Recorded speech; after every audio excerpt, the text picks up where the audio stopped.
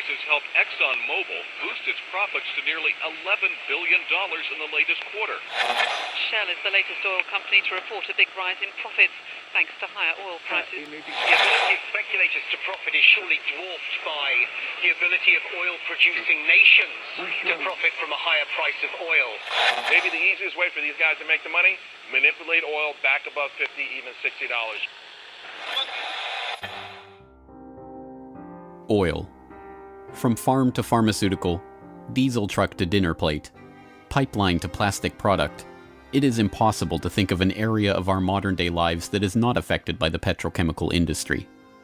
The story of oil is the story of the modern world.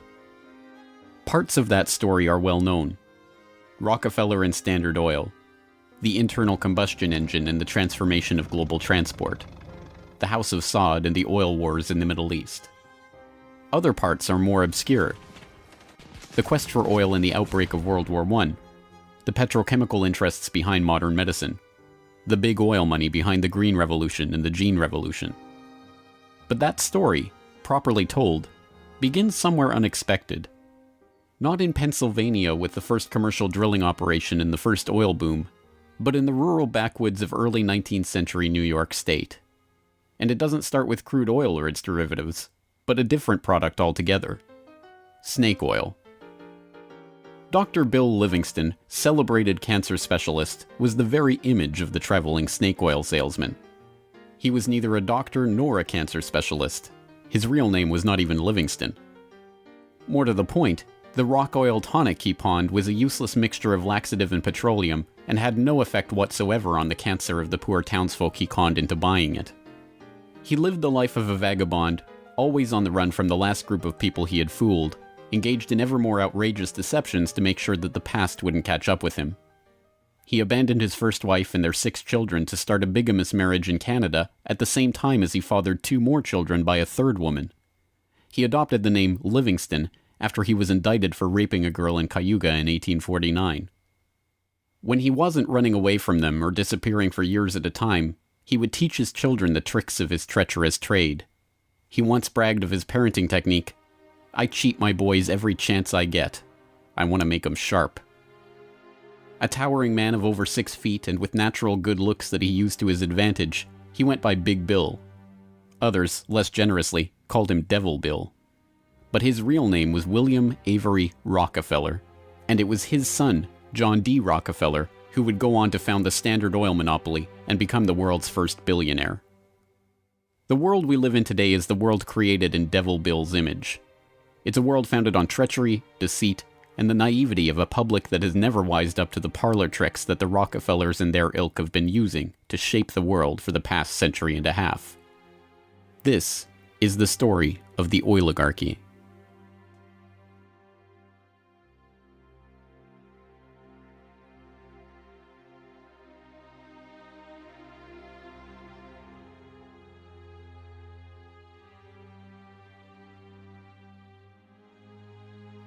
Titusville, 1857. A most unlikely man alights from a railway car into the midst of this sleepy western Pennsylvania town on the shores of Oil Creek. Colonel Edwin Drake. He's from the Pennsylvania Rock Oil Company, and he's here on a mission to collect oil. Like Dr. Bill, Drake isn't really a colonel. The title is bestowed on him by George Bissell and James Townsend, a lawyer and a banker who started the Pennsylvania Rock Oil Company after they discovered they could distill the region's naturally occurring Seneca oil into lamp oil or kerosene. Drake is actually an unemployed railroad conductor who talked himself into a job after staying at the same hotel as Bissell the year before. Calling him a colonel, it is hoped, will help win the respect of the locals. The locals think he's crazy anyway. Seneca oil is indeed plentiful, bubbling out of seeps and collecting in the creek, but other than as a cure-all medicine or grease for the local sawmill's machinery, it's hardly seen as something valuable. In fact, it can be a downright nuisance, contaminating brine wells that supply Pittsburgh's booming salt industry. Still, Drake has a task to complete: finding a way to collect enough oil to make the distillation of Seneca oil into lamp oil profitable. He tries everything he can think of. The Native Americans had historically collected the oil by damming the creek near a seep and skimming the oil off the top. But Drake can only collect 6 to 10 gallons of oil a day this way, even when he opens up extra seeps. He tries digging a shaft, but the groundwater floods in too quickly. By the summer of 1859, he's desperate. Drake is running out of ideas, Bissell and Townsend are running out of patience, and, most importantly, the company is running out of funds. He turns to Uncle Billy Smith, a Pittsburgh blacksmith who had experience drilling brine wells with steam-powered equipment. They get to work drilling down through the shale bedrock to reach the oil.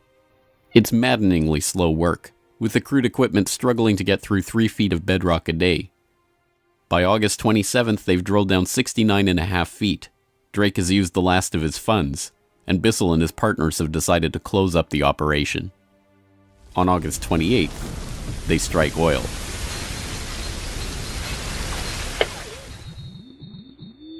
Then on Sunday, August 28, 1859, oil bubbled up the drive pipe. Uncle Billy and his son Sam bailed out several buckets of oil.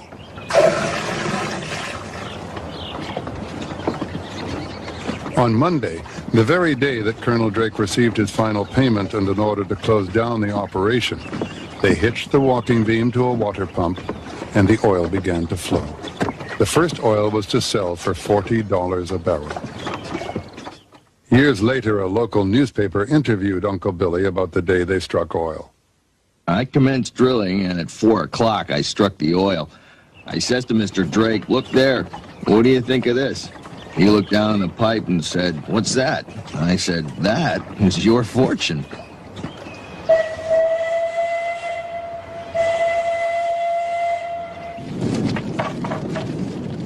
Drake's well proved that by drilling for it, oil could be found in abundance and produced cheaply. Overnight, a whole new industry was born.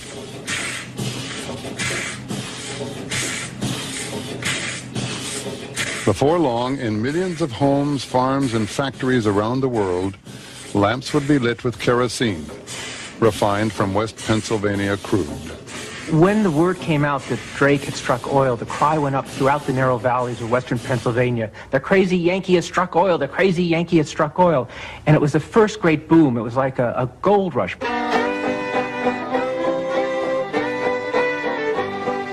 Down in Pennsylvania, there is plenty oil, they say. Petroleum, petroleum, we must all have some. Overnight, the quiet farming backwoods of rural Pennsylvania was transformed into a bustling oil region, with prospectors leasing up flats, towns springing up from nowhere, and a forest of percussion rigs covering the land. The first oil boom had arrived. Already poised to make the most of this boom was a young up-and-coming bookkeeper in Cleveland with a head for numbers, John Davison Rockefeller. He had 2 ambitions in life, to make $100,000 and to live to be 100 years old. John D. set off to make his fortune in the late 1850s, armed with a $1,000 loan from his father, Devil Bill. Grandfather never finished high school and went to Cleveland, having borrowed $1,000 from his father to start business, paid 9% interest on it, incidentally. And he read about the oil business just beginning and got interested and came to realize that it was a very volatile business at the time. In 1863, seeing the oil boom and sensing the profits to be made in the fledgling business, Rockefeller formed a partnership with fellow businessmen Maurice B. Clark and Samuel Andrews, a chemist who had built an oil refinery but knew little about the business of getting his product to market. 2 years later, the shrewd John D. bought out his partners for $72,500 and, with Andrews as partner, launched Rockefeller and Andrews. By 1870, after 5 years of strategic partnerships and mergers, Rockefeller had incorporated Standard Oil. The story of the rise of Standard Oil is an oft-told one. In a move that would transform the American economy, Rockefeller set out to replace a world of independent oilmen with a giant company controlled by him. In 1870, begging bankers for more loans, he formed Standard Oil of Ohio. The next year, he quietly put what he called our plan his campaign to dominate the volatile oil industry, into devastating effect. Rockefeller knew that the refiner with the lowest transportation cost could bring rivals to their knees. He entered into a secret alliance with the railroads called the South Improvement Company. In exchange for large, regular shipments, Rockefeller and his allies secured transport rates far lower than those of their bewildered competitors. By 1879, when Rockefeller is 40, he controls 90% of the oil refining in the world. Within a few years, he will control 90% of the marketing of oil and a third of all of the oil wells. So this very young man controls what is not only a national but an international monopoly in a commodity that is about to become the most important strategic commodity in the world economy. By the 1880s, the American oil industry was the Standard Oil Company, and Standard Oil was John D. Rockefeller. But it wasn't long until a handful of similarly ambitious and well-connected families began to emulate the Standard Oil success story in other parts of the globe. One such competitor emerged from the Caucasus in the 1870s, where Imperial Russia had opened up the vast Caspian Sea oil deposits to private development. Two families quickly combined forces to take advantage of the opportunity. The Nobels, led by Ludwig Nobel and including his dynamite-inventing, prize-creating brother Alfred, and the French branch of the infamous Rothschild banking dynasty, led by Alphonse Rothschild.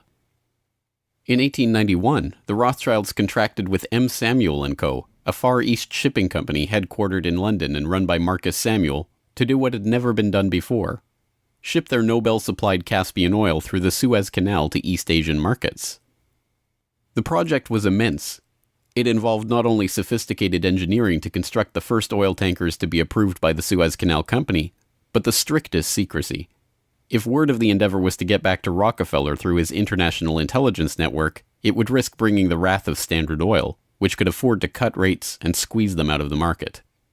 In the end, they succeeded, and the first bulk tanker, the Murex, sailed through the Suez Canal in 1892 en route to Thailand. In 1897, M. Samuel & Co. became the Shell Transport and Trading Company.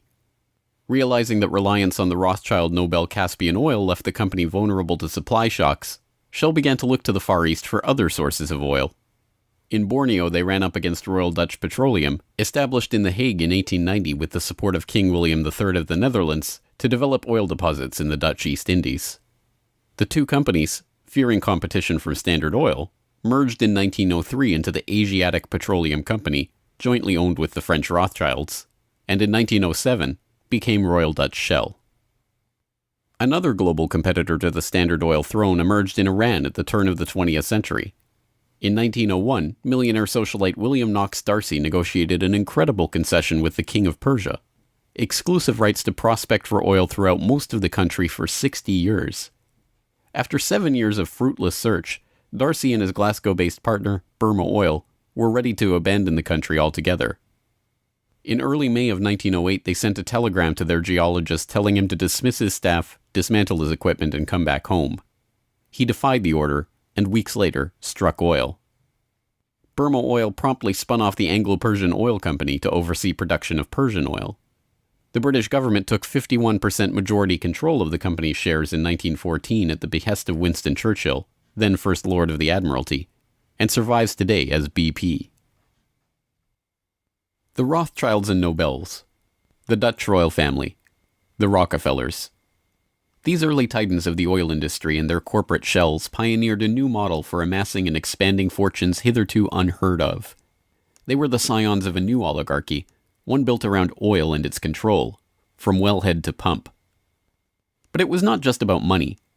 The monopolization of this, the key energy resource of the 20th century, helped secure the oligarchs not just wealth, but power over the lives of billions.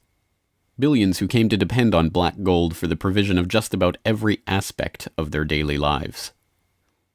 In the late 19th century, however, it was by no means certain that oil would become the key resource of the 20th century. As cheap illumination from the newly commercialized light bulb began to destroy the market for lamp oil, the oligarchs were on the verge of losing the value from their monopoly. but a series of lucky strikes was about to catapult their fortunes even further. The very next year after the commercial introduction of the light bulb, another invention came along to save the oil industry. German engineer Carl Benz patented a reliable two-stroke internal combustion engine. The engine ran on gasoline, another petroleum byproduct, and became the basis for the Benz motor wagon that, in 1888, became the first commercially available automobile in history. And with that stroke of luck, the business that Rockefeller and the other oligarchs had spent decades consolidating was saved. But more luck was needed to ensure the market for this new engine. In the early days of the automobile era, it was by no means certain that gas-powered cars would come to dominate the market.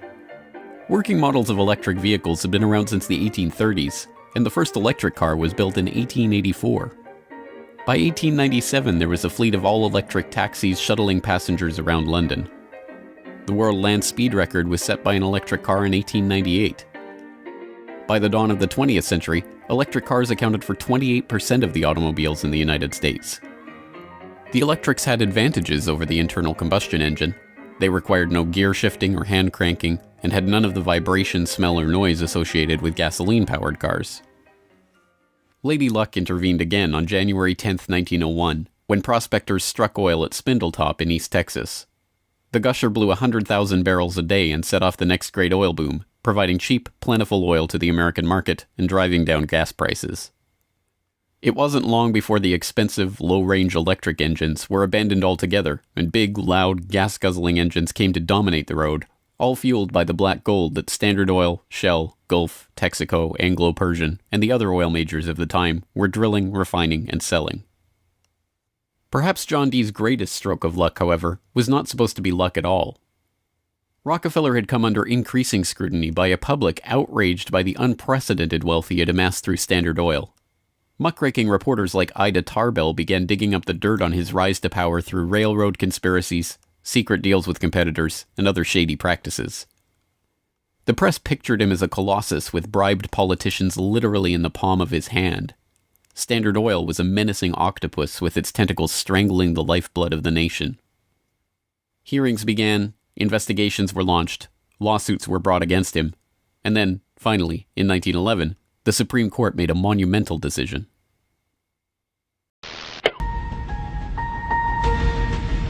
On May 15, 1911, the Supreme Court of the United States declared that Standard Oil was a monopoly in restraint of trade and should be dissolved. Rockefeller heard of the decision while golfing at Kykuit with a priest from the local Catholic Church, Father J.P. Lennon. And Rockefeller reacted with amazing aplomb. He turned to the Catholic priest and said, "Father Lennon, have you some money?" And the priest was very startled by the question and said, "No." And then he said, "Why?" And Rockefeller replied, "Buy Standard Oil." As Rockefeller foresaw, the individual Standard Oil companies were worth more than the single corporation. In the next few years, their shares doubled and tripled in value. By the time the reign of cash was over, Rockefeller had the greatest personal fortune in history, nearly 2% of the American economy. And it was really losing the antitrust case that converted John D. Rockefeller into history's first billionaire. So that Standard Oil was punished in the federal antitrust case, but John D. Rockefeller Sr. most assuredly was not. To the amazement of the world, Rockefeller's punishment had in fact been his reward. Rather than being taken down a peg, the splitting up of the Standard Oil monopoly had launched him as the world's only acknowledged billionaire at a time when the average annual income in America was $520. Rockefeller's story was perfectly mirrored by the story of Colonel Edwin Drake. Having struck oil in Titusville and given rise to a billion-dollar global industry, Drake had not had the foresight to patent his drilling technique or even to buy up the land around his own well. He ended up in poverty, relying on an annuity from the state of Pennsylvania to scrape together a living, and dying in 1880. For the oligarchy, the lesson of the rise of Rockefeller was obvious. The more ruthlessly that monopoly was pursued, the tighter that control was grasped, the greater the lust for power and money, the greater the reward would be in the end. From now on, No invention would derail the oil majors from their quest for total control. No competition would be tolerated. No threat to the oligarchs would be allowed to rise.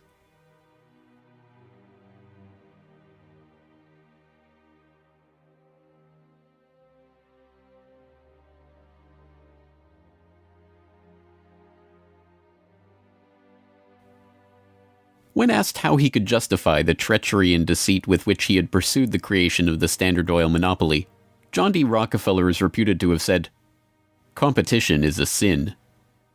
This is the mentality of the monopolist, and it is this justification, framed as religious conviction, that drove the oligarchs to so ruthlessly eliminate anyone who would dare rise up as a pretender to their throne. Ironically, it was the competition between the oligarchs in the early 20th century that helped give rise to an early external threat to their empire: alcohol fuel. As historian Lyle Cummins has noted of the period, the oil trust battles between Rockefeller, the Rothschilds, the Nobels, and Marcus Samuel's Shell kept prices in a state of flux, and engines often had to be adaptable to the fuel that was available. In many areas where oil wasn't available, the alternative was alcohol. Ethyl alcohol had been used as fuel for lamps and engines since the early 19th century. Although it was generally more expensive, alcohol fuel offered a stability of supply that was alluring, especially in areas like London or Paris that did not have predictable access to oil supplies. Alcohol has a lower heat value, or BTU, than gasoline, but a series of tests by the U.S. Geological Survey and the U.S. Navy in 1907 and 1908 proved that the higher compression ratio of alcohol engines could perfectly offset the lower heat value, thus making alcohol and gasoline engines fuel economy equivalent. One early supporter of alcohol fuel was Henry Ford, who designed his Model T to run on either alcohol or gasoline. Sensing an opportunity for new markets to boost the independent American farms that he felt were vital to the nation, Henry Ford told the New York Times, "The fuel of the future is going to come from fruit like that sumac out by the road, or from apples, weeds, sawdust, almost anything. There is fuel in every bit of vegetable matter that can be fermented." Farmers, looking to capitalize on this, lobbied for the repeal of a $2.08 per gallon alcohol tax that had been imposed to help pay for the Civil War. They were aided by those who saw fuel alcohol as a way to break the oligarchs' monopoly. In support of a bill to repeal the alcohol tax, President Teddy Roosevelt told the U.S. Congress in 1906, "The Standard Oil Company has, largely by unfair or unlawful methods, crushed out home competition. It is highly desirable that an element of competition should be introduced by the passage of some such law as that which has already passed the House, putting alcohol used in the arts and manufactures upon the free list." The alcohol tax was repealed in 1906, and for a time corn ethanol at 14 cents a gallon was cheaper than gasoline at 22 cents a gallon. The promise of cheap, unpatentable, unmonopolizable fuel production open to anyone with raw vegetable matter and a still, swept the nation. But cheap, plentiful fuel that can be grown and produced locally and independently is not what the oligarchs had in mind. A 1909 USGS report comparing gas and alcohol engines had noted that a significant point in alcohol fuel's favor was that there were fewer restrictions on alcohol engines. For the oligarchs, the answer was simple: find a way to place greater restrictions on alcohol engines. Thankfully for them, the answer to their problem was already gaining popular support. In the 19th century, America had a drinking problem. By 1830, the average American over 15 years old drank 7 gallons of pure alcohol per year, 3 times higher than today's average. This led to the first anti-alcohol movements in the 1830s and 1840s, and the formation of the Prohibition Party in 1869, and the Women's Christian Temperance Union in the 1870s. The movement enjoyed widespread and growing support, but had few political successes. Maine flirted with prohibition by outlawing the sale and manufacture of liquor in 1851, but the ban only lasted 5 years. This changed with the formation of the Anti-Saloon League in Standard Oil's birth state of Ohio in 1893. The ASL was started by John D. Rockefeller's longtime personal friend Howard Hyde Russell, and was bankrolled in part by generous annual donations from Rockefeller himself. The ASL, with Rockefeller's backing, quickly became the driving force behind a national movement to outlaw the production and sale of alcohol. Rockefeller was a teetotaler himself, Not from moral concern, but because he was afraid that good cheer among friends would lead to his downfall in business. Stephen Harkness, one of the silent partner investors in Standard Oil and a director in the company until his death, had caught Rockefeller's eye when he made a fortune buying up whiskey in advance of a new excise tax that he had been tipped about and selling it at a huge profit after the tax kicked in. No, Rockefeller and Standard Oil were not concerned about the moral state of the nation, except as far as it impacted their bottom line. But when Prohibition did come in 1920, it had an interesting side effect. Although it didn't ban the use of ethanol as a fuel directly, it did lead to increasingly burdensome restrictions, requiring producers to add petroleum products to their ethanol to make it poisonous before it could be sold. Alcohol fuel, now completely unable to compete with gasoline, was abandoned altogether by the automobile industry. Another existential threat to the vast fortunes of the early oligarchs was to require an even greater effort at social engineering: public transportation. By the end of World War I, private car ownership was still a relative rarity. Only 1 in 10 Americans owned a car. Rail was still the transportation of choice for the vast majority of the public, and city dwellers in most major cities relied on electric trolley networks to transport them around town. In 1936, General Motors formed a front company, National City Lines, along with Firestone Tire and Standard Oil of California, to implement a process of bustitution, scrapping streetcars and tearing up railways to replace them with GM's own buses running on Standard Oil-supplied diesel. The plan was remarkably successful.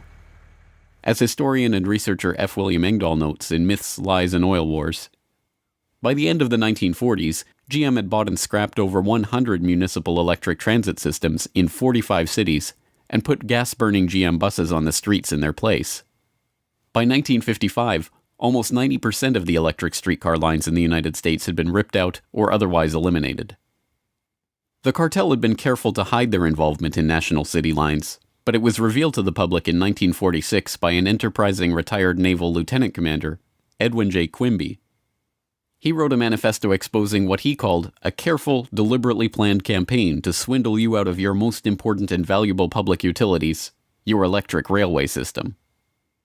He uncovered the oligarchs' stock ownership of National City Lines and its subsidiaries, and detailed how they had step-by-step bought up and destroyed the public transportation lines in Baltimore, Los Angeles, St. Louis, and other major urban centers. Quimby's warning caught the attention of federal prosecutors, and in 1947, National City Lines was indicted for conspiring to form a transportation monopoly and conspiring to monopolize sales of buses and supplies.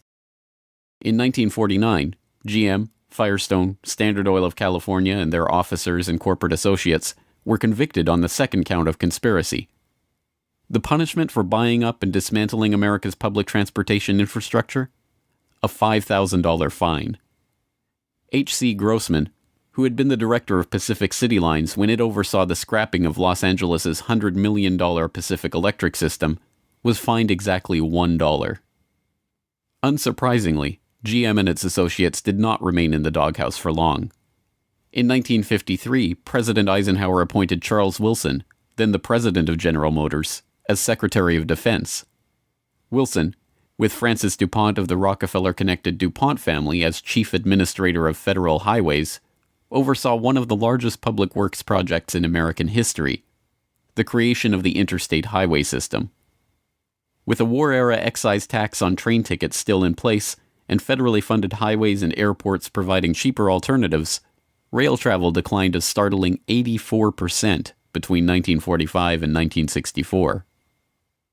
This social engineering paid off well for Standard Oil and its growing list of petrochemical associates. In the 2.5 decades after the outbreak of World War II, vehicle production in Detroit almost tripled, from 4.5 million cars a year in 1940 to over 11 million in 1965. As a result, sales of refined gasoline over the same period rose 300%. But Rockefeller was not the only oligarch working to crush all opposition to his monopoly. Across the pond, the European oligarchs were working to protect their own oil investments from upstart competitors. In 1889, a consortium of German investors led by Siemens Deutsche Bank obtained a concession from the Turkish government for extension of a railway line connecting Berlin to Basra on the Persian Gulf via Baghdad in what was then part of the Ottoman Empire.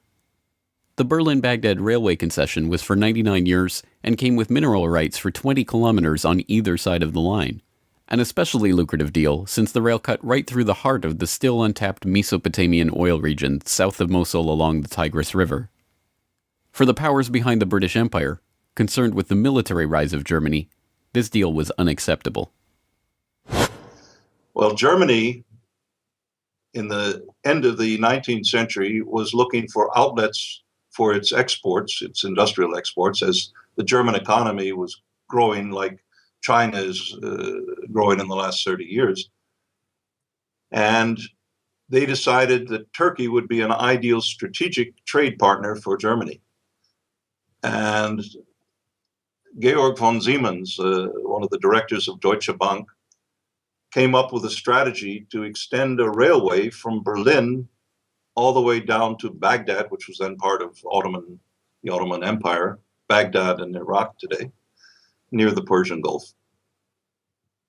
And German military began training the Turkish military. The German industry began investing in Turkey. They saw a huge potential market to begin bringing Turkey into the 20th century economically. Well, Deutsche Bank also negotiated mineral rights. I think it was 20 kilometers on either side of the railway. And it was already known in 1914 that Mosul and these other areas contained huge petroleum deposits. Well, why is that significant? At the end of the century, 19th century, Jack Fisher, the Lord of the Admiralty and the head of the Royal Navy, advocated the conversion of the British Navy from coal-fired to oil-fired, that it would have a qualitative strategic improvement in their every aspect of warship design. And since Britain didn't know that they had any oil back then, they went to Persia and swindled the Shah at that time out of oil rights in Persia. They went to Kuwait and backed a coup d'etat of the Al-Sabah family to be a British pawn. And they literally wrote a contract with him that nothing that Kuwait does with the outside world will be done without approval of the British governor. And Kuwait was known to have oil and lying right on the Persian Gulf. Well, the British looked at this railway plan of the Germans going right down to Baghdad and said, my God, you can put soldiers on rail cars and bring them down and threaten the oil lifeline of the British Navy. This is a strategic move by the Germans. It also would make Germany independent of the British control of the seas. The British oligarchs, including the British Crown with its hidden controlling stake in Anglo-Persian oil and the Rothschilds merchant Marcus Samuel at Royal Dutch Shell, sought to counter this German threat to their commercial and strategic interests. They used Armenian-born, naturalized British citizen Calouste Gulbenkian, the architect of the Royal Dutch Shell merger, in order, as he later recalled, to see British influence get the upper hand in Turkey against the Germans. If that was his task, it was a remarkable success. In 1909, the British set up the Turkish National Bank, which was Turkish in name only. Founded by London banker Sir Edward Castle and with directors like Hugo Baring of the Barings banking family, Castle himself, and Gulbenkian, the bank set up the Turkish Petroleum Company in 1912. Formed explicitly to exploit the petroleum-rich oil fields of Iraq, then part of the Ottoman Empire, Gulbenkian brokered a deal that forced Deutsche Bank, with its 40-kilometer concessions along the oil-rich Baghdad railway line, into a junior partnership in the company. The stock was split so the British government's Anglo-Persian Oil Company owned half the shares, with Royal Dutch Shell and Deutsche Bank splitting the other half. Their plan to take over Germany's Turkish oil interests had been successful, but in an amazing irony, it didn't even matter. Gulbenkian finished negotiations for the Iraqi oil concession on June 28, 1914, the same day Archduke Ferdinand was shot in Sarajevo. An alliance the British had been brokering for years to constrain the rising German threat, an alliance involving France and Russia, kicked into motion, and the world was engulfed in war. By the end of World War I, The British and their allies had taken over Iraq and its oil deposits anyway. Germany had been completely cut out, and Gulbenkian, their scheming servant, received 5% of all oil field proceeds in the newly minted country. As the century wore on, the oil industry grew beyond the control of the handful of families that had dominated it since its inception. Oil deposits were located around the globe, and the resources of entire nation-states were marshaled to control them. Now, threats to the oligarchs and their interests required multilateral, multinational responses, and the consequences of those deals were felt worldwide. The story of the oil shock of 1973, as it has been delivered to us by the history books, is well known. By the late 1960s, the nation relied on imported oil to keep the economy strong. Then, in the early 1970s, oil-dependent America's nightmares came true. 13 oil-producing countries in the Middle East and South America formed OPEC, the Organization of Petroleum Exporting Countries. In 1973, OPEC placed an oil embargo on the U.S. and other nations that had supported Israel against the Arab states in the Yom Kippur War. The American economy went into a tailspin as gas shortages gripped the nation. Few, however, know that the crisis and its ensuing response was in fact prepared months ahead of time at a secret meeting in Sweden in 1973. The meeting was the annual gathering of the Bilderberg Group, a secretive cabal formed by Prince Bernhard of the Netherlands in 1954. The Dutch royal family not only gave its royal imprint to Royal Dutch Petroleum, they are still rumored to be, along with the Rothschilds, one of the largest shareholders in Royal Dutch Shell, from the days when Queen Wilhelmina's Anglo-Dutch petroleum holdings and other investments made her the world's first female billionaire, right through to today. Bernhard's guest list at the Bilderberg Group reflected his position in the oligarchy. Alongside him at the Swedish conference were David Rockefeller of the Standard Oil dynasty and his protege Henry Kissinger, Baron Edmund de Rothschild, E.G. Collado, the vice president of Exxon, Sir Dennis Greenhill, director of British Petroleum, and Gerrit A. Wagner, president of Bernhard's own Royal Dutch Shell. At the meeting in Sweden, held 5 months before the oil crisis began, the oligarchs and their political and business allies were planning their response to a monetary crisis that threatened the world dominance of the US dollar. Under the Bretton Woods system, negotiated in the final days of World War II, the US dollar would be the backbone of the world monetary system, convertible to gold at $35 per ounce, with all other currencies pegged to it. Increasing US expenditures in Vietnam and decreasing exports caused Germany, France, and other nations to start demanding gold for their dollars. With the Federal Reserve's official gold holdings plunging and unable to stem the tide of demand, Nixon abandoned Bretton Woods in August 1971, threatening the dollar's position as the world reserve currency. Accordingly, I have directed the Secretary of the Treasury to take the action necessary to defend the dollar against the speculators. I have directed Secretary Connally to suspend temporarily the convertibility of the dollar into gold or other reserve assets, except in amounts and conditions determined to be in the interest of monetary stability and in the best interest of the United States. As leaked documents from the 1973 Bilderberg meeting show, the oligarchs decided to use their control over the flow of oil to save the American hegemon. Acknowledging that OPEC could completely disorganize and undermine the world monetary system, the Bilderberg attendees prepared for an energy crisis or an increase in energy costs, which, they predicted, could mean an oil price between $10 and $12, a staggering 400% increase from the current price of $3.01 per barrel. 5 months later, Bilderberg attendee and Rockefeller protege Henry Kissinger, acting as Nixon's Secretary of State, engineered the Yom Kippur War and provoked OPEC's response, an oil embargo of the US and other nations that had supported Israel. On October 16, 1973, OPEC raised oil prices by 70%. At their December meeting, the Shah of Iran demanded and received a further raise to $11.65 a barrel, or 400% of oil's pre-crisis price.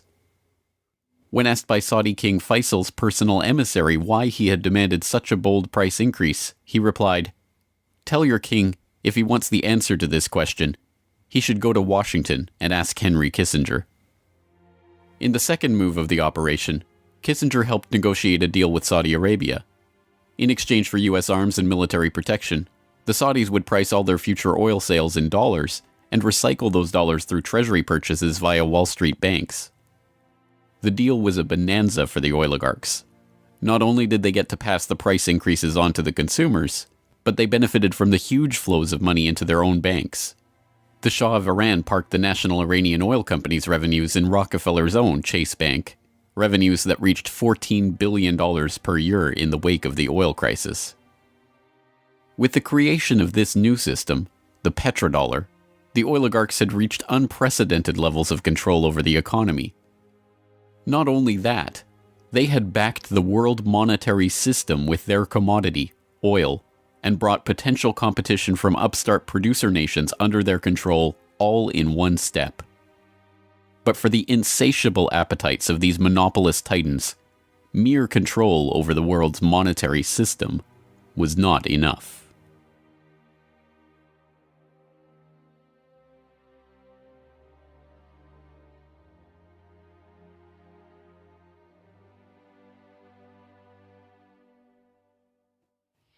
In the 19th century, railroad conspiracies and predatory pricing had been enough to assure the oligarchs' monopoly.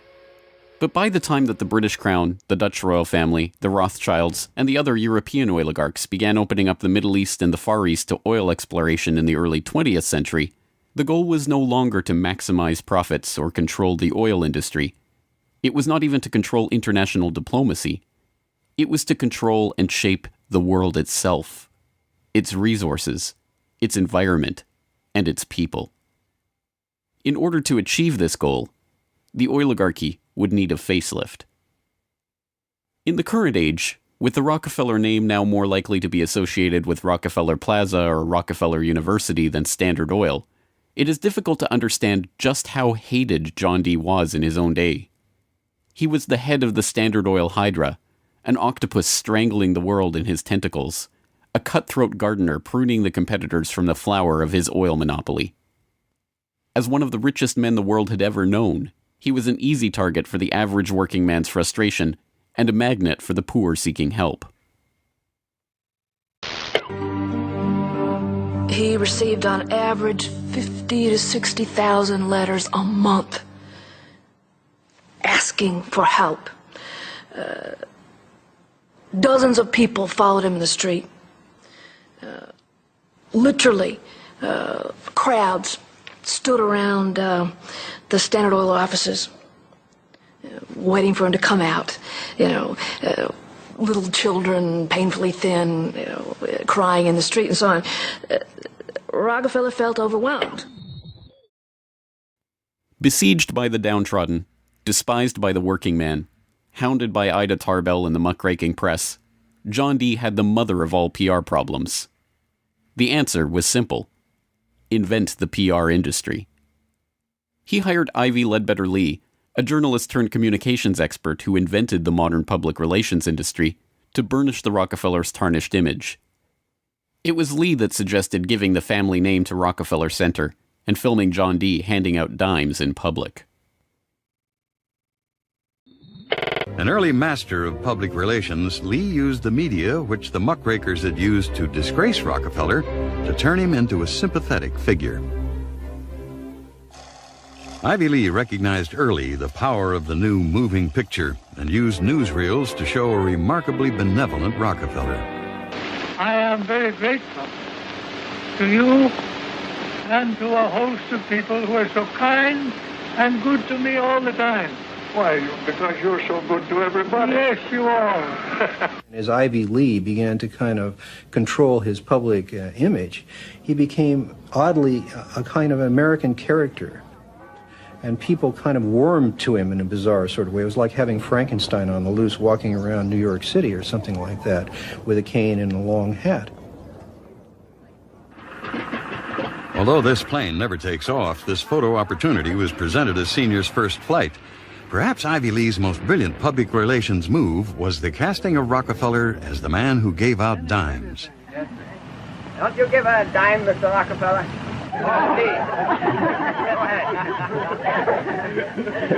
You bet a dime. Thank you, sir. Thank you very much. I consider myself... Thank you for the ride. I consider myself more than amply paid. Bless you, bless you, Yes. bless you. These PR stunts seem obvious and ham-handed by today's standards, but they were effective enough.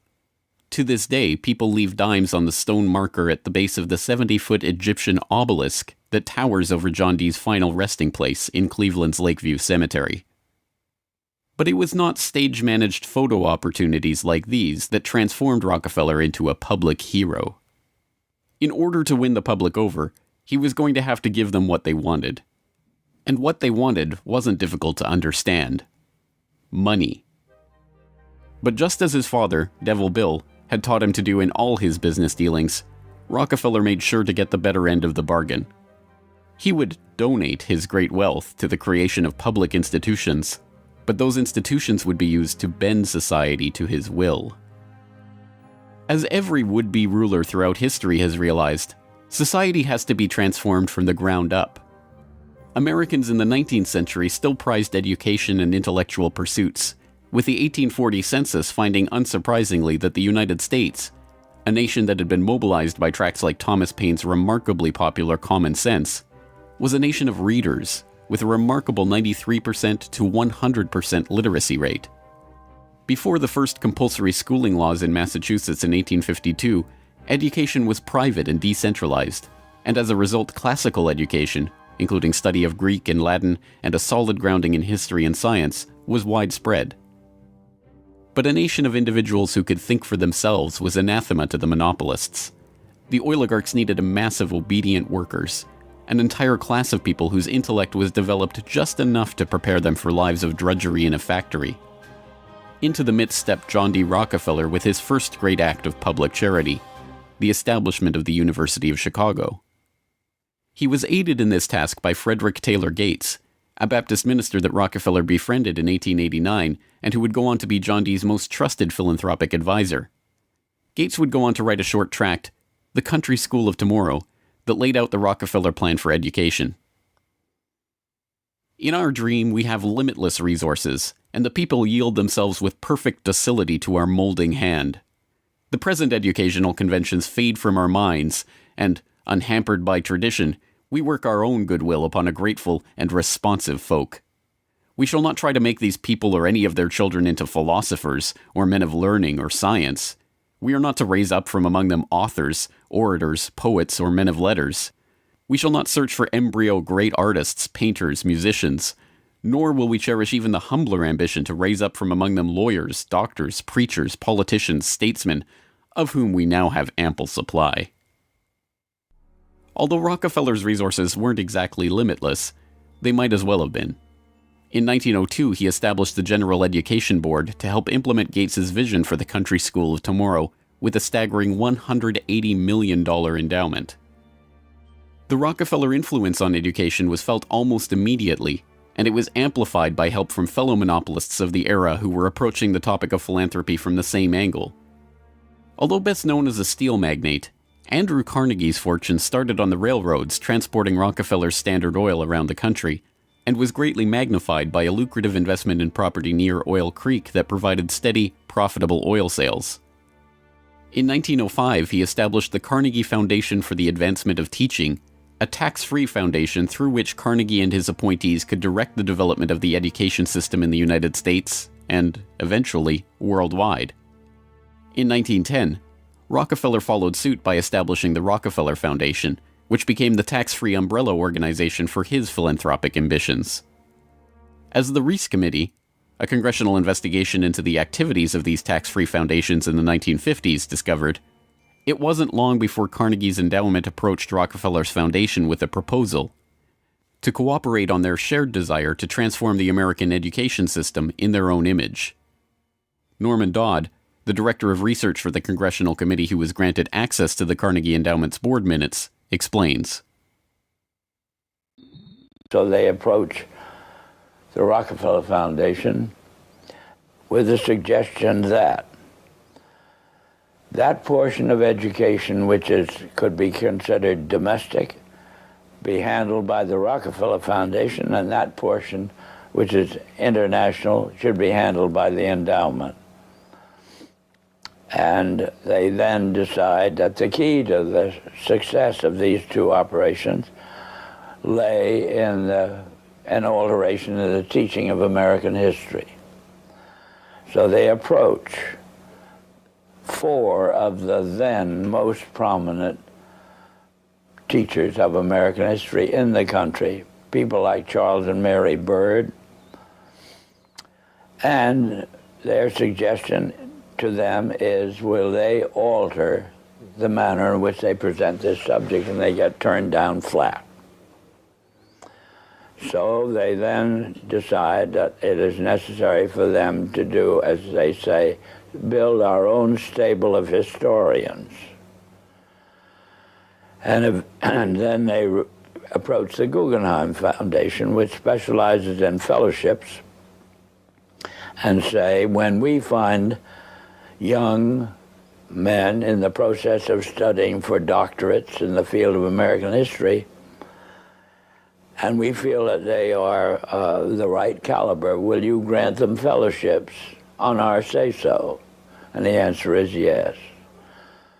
So under that condition, eventually they assemble 20. And they take this 20 potential teachers of American history to London, and there they're briefed into what is expected of them when, as and if they secure appointments in keeping with the doctorates they will have earned. And that group of 20 historians ultimately becomes the nucleus of the American Historical Association. And then toward the end of the 1920s, the endowment grants to the American Historical Association $400,000 for a study of our history in a manner which points to what can this country can it look forward to in the future. And that culminates in a 7-volume study, the last volume of which is, of course, in essence, a summary of the contents of the other 6. And the essence of the last volume is the future of this country belongs to collectivism administered with characteristic American efficiency. With this base for transformation firmly established, the Rockefeller Foundation and like-minded organizations embarked on a program so ambitious that it almost defies comprehension. They transformed the practice of medicine. As usual, the oligarchs that funded this change were also there to profit from it, and once again, John D. took his cue from Devil Bill's example. William Rockefeller had called his brand of snake oil Nujol for new oil, and Standard Oil spun off Nujol as a laxative under their Stanco subsidiary. Manufactured on the same premises as Flit, an insecticide also derived from Standard Oil's byproducts, Nujol sold at the druggist for 28 cents per 6-ounce bottle. It cost Standard Oil less than 1/5 of a cent to manufacture. Pharmaceuticals provided a lucrative new opportunity for the oligarchs, but in a turn-of-the-century America that was still largely based on naturopathic, herbal remedies, it was a tough sell. The oligarchy went to work changing that. In 1901, John D. established the Rockefeller Institute for Medical Research. The institute recruited Simon Flexner, a pathology professor at the University of Pennsylvania, to serve as its director. His brother, Abraham, was an educator who was contracted by the Carnegie Foundation to write a report on the state of the American medical education system. His study, the Flexner Report, along with the hundreds of millions of dollars that the Rockefeller and Carnegie Foundations were to shower on medical research in the coming years, resulted in a sweeping overhaul of the American medical system. Naturopathic and homeopathic medicine, medical care focused on unpatentable, unmarketable natural remedies and cures, was now dismissed as quackery. Only drug-based allopathic medicine requiring expensive medical procedures and lengthy hospital stays was to be taken seriously. The fortunes of Carnegie, Morgan, and Rockefeller financed surgery, radiation, and synthetic drugs. They were to become the economic foundations of the new medical economy. The takeover of the medical industry was accomplished by the takeover of the medical schools.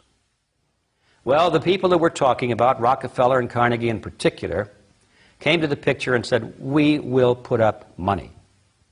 They offered tremendous amounts of money to the schools that would agree to cooperate with them. The donors said to the schools, we're giving you all this money. Now, would it be too much to ask if we could put some of our people on your board of directors to see that our money is being spent wisely? Almost overnight, all of the major universities received large grants from these sources and also accepted 1, 2, or 3 of these people that I mentioned on their board of directors, and the schools literally were taken over by the financial interests that put up the money. Now, what happened as a result of that is that the schools did receive an infusion of money. They were able to build new buildings. They were able to add expensive equipment to their laboratories. They were able to hire top-notch teachers. But at the same time as doing that, they skewed the whole thing in the direction of pharmaceutical drugs. That was the efficiency in philanthropy. The doctors from that point forward in history would be taught pharmaceutical drugs. All of the great teaching institutions in America were captured by the pharmaceutical interests in this fashion. And it's amazing how little money it really took to do it. The oligarchy birthed entire medical industries from their own research centers and then sold their own products from their own petrochemical companies as the cure. It was Frank Howard, a Standard Oil of New Jersey executive, who would go on to persuade Alfred Sloan and Charles Kettering to donate their fortunes to the cancer center that would then bear their name.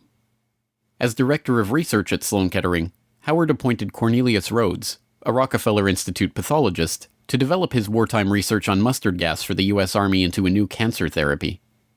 Under Rhodes's leadership, nearly the entire program and staff of the Chemical War Service was reformed into the Sloan Kettering Drug Development Program, where they worked on converting mustard gas into chemotherapy. And once again, the Rockefellers' own snake oil was being sold as a cancer cure-all. The oligarchs' interest in the burgeoning pharmaceutical industry converged in companies like IG Farben, a drug and chemical cartel formed in Germany in the early 20th century. Royal Dutch's own Prince Bernhard served on an IG Farben subsidiary's board in the 1930s, and the cartel's American operation, set up in cooperation with Standard Oil, included on its board Standard Oil president Walter Teagle, as well as Paul Warburg of Kuhn-Loeb and Company, itself headed by Jacob Schiff of the Rothschild broker family. At its height, IG Farben was the largest chemical company in the world, and the 4th largest industrial concern in the world, right behind Standard Oil of New Jersey. The company was broken up after World War II, but like Standard Oil, its various pieces remained intact, and today BASF, one of its chemical offshoots, remains the largest chemical company in the world, while Bayer and Sanofi, 2 of its pharmaceutical offshoots, are among the largest pharmaceutical companies in the world. Not content merely to monopolize the fields of education and medicine, the same oligarchical interests banded together to take control of America's finances. In 1910, John D. Rockefeller Jr.'s own father-in-law, Senator Nelson Aldrich, Frank Vanderlip of the National City Bank, and Paul Warburg, as well as various agents of J.P. Morgan, met in complete secrecy on Jekyll Island to hammer out the details of what would go on to become the Federal Reserve, America's central bank. The Fed, established in 1913, would be run by hand-picked appointees of the oligarchy and their banking associates, including, perhaps inevitably, Standard Oil president and American IG director Walter Teagle. The Rockefeller family would go on to formally enter the banking field in the 1950s when James Stillman Rockefeller, the grandson of John D's brother, was appointed director of National City Bank. Meanwhile, John D's own grandson, David Rockefeller, would go on to take over Chase Manhattan Bank, the longtime banking partner of the Standard Oil empire. In this move, the Rockefeller story perfectly mirrored that of their fellow oligarchs, the Rothschilds. Whereas the Rothschilds had supplemented their banking fortune with their oil interests, The Rockefellers supplemented their oil fortune with banking interests. Springboarding from success to success as they consolidated monopolies across every field of human activity, the oligarchs' ambitions became even larger. This time, their goal was to consolidate control over the very food supply of the world itself. And once again, they would use philanthropy as the cover for their business takeover. The Green Revolution began in 1943 when plant geneticist Norman Borlaug and a team of researchers arrived on Mexican soil. His goal was to improve agricultural techniques and biotechnological methodologies, which in turn would help alleviate starvation and improve the living quality of developing nations.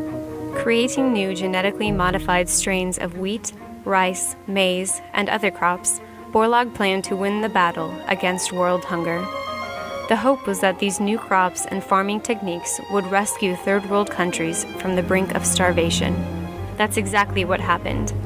The agricultural innovations brought to the poverty-stricken countries gave the farmers the skills and resources necessary to sustain themselves. This triggered a chain of events that would allow these once struggling nations to survive. Agricultural exports soared in quantity and diversity and allowed the countries to become self-sufficient. As the genetically modified crops thrived, farmers were able to use their increased income to purchase newer and superior farming machinery. This increase in revenue made farming easier, more reliable, and more efficient. The Green Revolution led to the modernization of agriculture and has had a profound social, economic, and political impact on the world. The Mexican government turned to the Rockefeller Foundation in their endeavor to nourish Mexico through agriculture. Norman Borlaug, needless to say, was a researcher for the Rockefeller Foundation, and the Green Revolution, for whatever increase in yields it brought about, also created markets for the oligarchs' own interest in the petrochemical fertilizer industry and gave rise to the ABCD seed cartel of Archer Daniels Midland, Bunge, Cargill, and Louis Dreyfus. These companies, along with their associated interests in the food packaging and processing industry, formed the core of American agribusiness, a concept developed at Harvard Business School in the 1950s with the help of research conducted by Vasily Leontief for the Rockefeller Foundation. The American agribusiness giants shared a common goal: the transformation of third world agriculture into a captive market for their goods. From this perspective, the project was a runaway success. By the 1970s, the Rockefeller Standard Oil network and its cronies in the nitrogen fertilizer industry, including DuPont, Dow Chemical, and Hercules Powder, had broken into markets around the world, markets conveniently forced open for them by the U.S. government itself under President Johnson's Food for Peace program, which mandated the use of petrochemical-dependent agricultural technologies by aid recipients. Unable to afford these new technologies themselves, the impoverished Third World beneficiaries of this revolution relied on loans from the International Monetary Fund and the World Bank, handled by Rockefeller's own Chase Manhattan Bank and guaranteed by the U.S. government. The real costs of the Green Revolution, economic, agricultural, and environmental, are seldom tallied. Access to these debt-financed petrochemical-dependent technologies exacerbated the difference between the rich landowning class and the landless peasants in countries like India, where land reform and abolition of usury were dropped from the political agenda after the Green Revolution took over. Even then, the revolution's main success, its increase in agricultural yields, has been oversold. Yield growth across India actually slowed after the introduction of agribusiness. The environmental destruction is even more devastating. An overview in the December 2000 edition of Current Science notes, the Green Revolution has not only increased productivity, but it has also produced several negative ecological consequences, such as depletion of lands, decline in soil fertility, soil salinization, soil erosion, deterioration of environment, health hazards, poor sustainability of agricultural lands, and degradation of biodiversity. Indiscriminate use of pesticides, irrigation, and imbalanced fertilization has threatened sustainability. The Rockefeller Foundation even acknowledges the critiques of the Green Revolution it funded into existence, insisting that current initiatives take into account lessons learned. Even so, the Foundation continues to fund research and write reports on how to improve prospects for agribusiness investment in its target markets. As egregious as the Green Revolution was and continues to be, however, in many ways it was just the prelude to an even more ambitious project, the Gene Revolution. Now the project is not merely to monopolize the technologies, supplies, and chemical inputs for agriculture worldwide, but to monopolize the food supply itself through the replacement of the world's natural seeds with patentable, genetically modified crops. The players involved in this gene revolution are almost identical to the players in the Green Revolution, with IG Farben offshoots, Bayer Crop Science and BASF Plant Science, mingling with traditional oligarch associate companies like Dow AgroScience, DuPont Biotechnology, and, of course, Monsanto, all funded by the Rockefeller Foundation and fellow philanthropists at the Ford Foundation, the Bill and Melinda Gates Foundation, and like-minded organizations. The convergence of corporate, philanthropic, governmental, and intergovernmental interests in promoting GM crops around the world can be seen in the bewildering array of research institutes, industry associations, and consultative groups devoted to the case. The Rockefeller-funded International Rice Research Institute, the Rockefeller-Monsanto USAID Brainchild International Service for the Acquisition of Agribiotech Applications, the Rockefeller-Ford World Bank-created Consultative Group of International Agricultural Research, and dozens of other bland, benign-sounding organizations research and promote GM crops in target markets around the globe, with the profits ending up in the oligarchs' coffers. A representative example of this story is the agribusiness neocolonization of Argentina, where Monsanto ran an elaborate bait-and-switch to get the country hooked on its genetically modified Roundup-ready soybeans before demanding royalties on the crops that were by then already growing. DuPont then took over, magnanimously beginning a Protein for Life program to foist their own GM soybeans on the country's poor. The same scene has played itself out in country after country, where cartel-developed GM crops are foisted on emerging economies through food aid, usually during times of famine when those countries are especially vulnerable. Only a handful of countries like Zambia or Angola have outright rejected this GMO takeover of their food supply, generously subsidized by the US government to the benefit of the agribusiness cartel.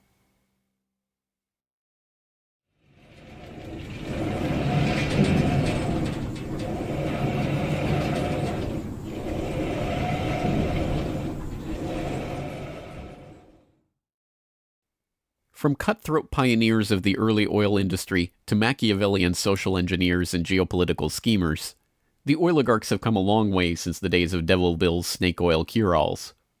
But his use of every form of deception and trickery to swindle the public informed how John D. and the rest of the oligarchs built up their business interests.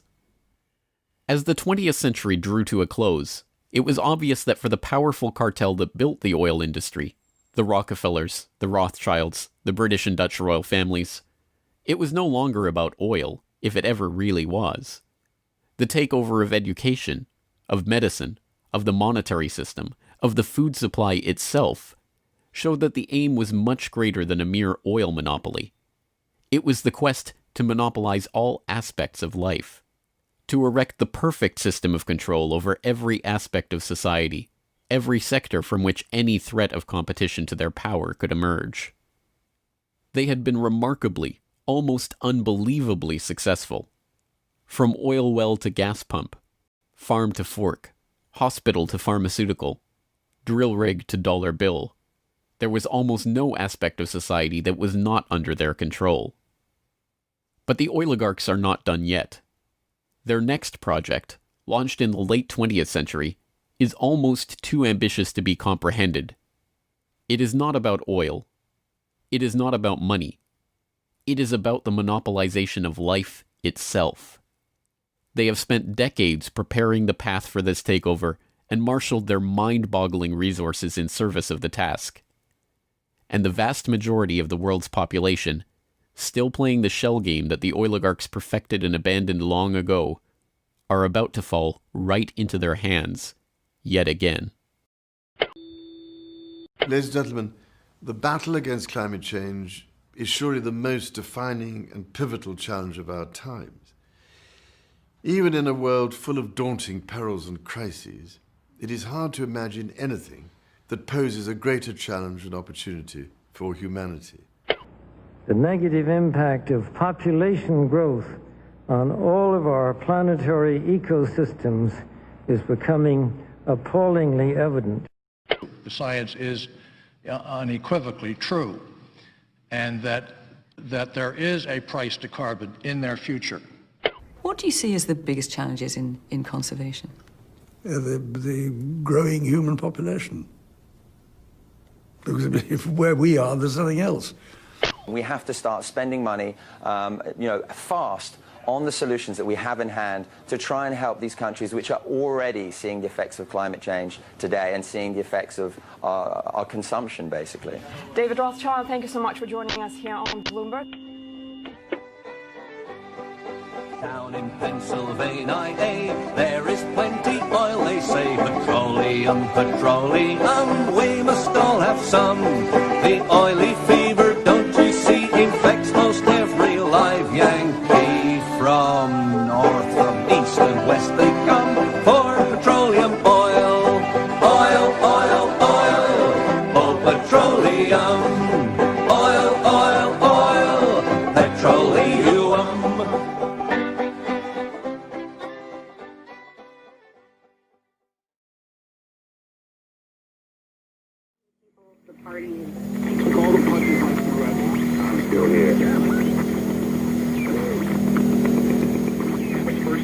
The negative impact of population growth is becoming appallingly evident. Heirs to an oil fortune join the divestment drive. In a highly symbolic gesture, the Rockefeller family will sell off its assets linked to fossil fuel companies. A slump in global oil prices has Saudi Arabia rethinking its near total dependence on oil revenue. We should be focusing on it, and we should be curbing our appetite for carbon-intensive products and services. But the problem is it's got a lot of room for debate. Obviously, the Rockefellers are making this move as an environmental one, but also from an investment standpoint, this also makes plenty of business sense. You can't simply carry on business the way you're doing it now. There is a price to carbon in their future. What do you see as the biggest challenges in conservation? The growing human population.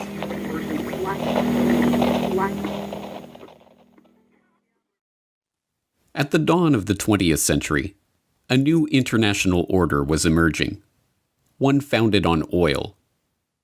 And by the end of the 20th century, that order was firmly established. Heating, transportation, industrial power, plastic manufacturing, pharmaceuticals. There is no facet of modern life that is not, one way or another, dependent on oil. But the rulers of this oligarchy, the Rockefellers at Standard Oil, the British royals at BP, the Dutch royals and the Rothschilds at Royal Dutch Shell, were not content with mere financial domination. The power that came with their near-total monopoly on the world's most important commodity was enormous, and they had no qualms about using that power to remake the world in their image. As we saw in How Big Oil Conquered the World, the impact of the oligarchs has been breathtaking. From the education system to the medical profession, from the Green Revolution to the Gene Revolution, from World War to the Gulf War, oil money has been used to shape every aspect of the world we live in. With the rise of the petrodollar in the 1970s, even the international monetary system itself rests on oil. But now, in the 21st century, it seems that the old order, the oil order, is finally coming to an end. We begin looking at a new milestone in the growing campaign for divestment from the gas, oil, and coal companies that are fueling climate change. May Bouvi, executive director of 350.org, made the announcement just before our broadcast today. Today, we're announcing that as of today, total divestment commitments have passed the $3.4 trillion mark. That's $3.4 trillion of assets under management, now fossil-free. In the oil and gas sector, we recognize the contribution of our activities and products to greenhouse gas emissions, which is why the OGCI was set up. What began as a movement on US college campuses has reached the skyscrapers of high finance. Globally, nearly 200 institutions and thousands of individuals have moved a total of $50 billion in assets away from fossil fuels.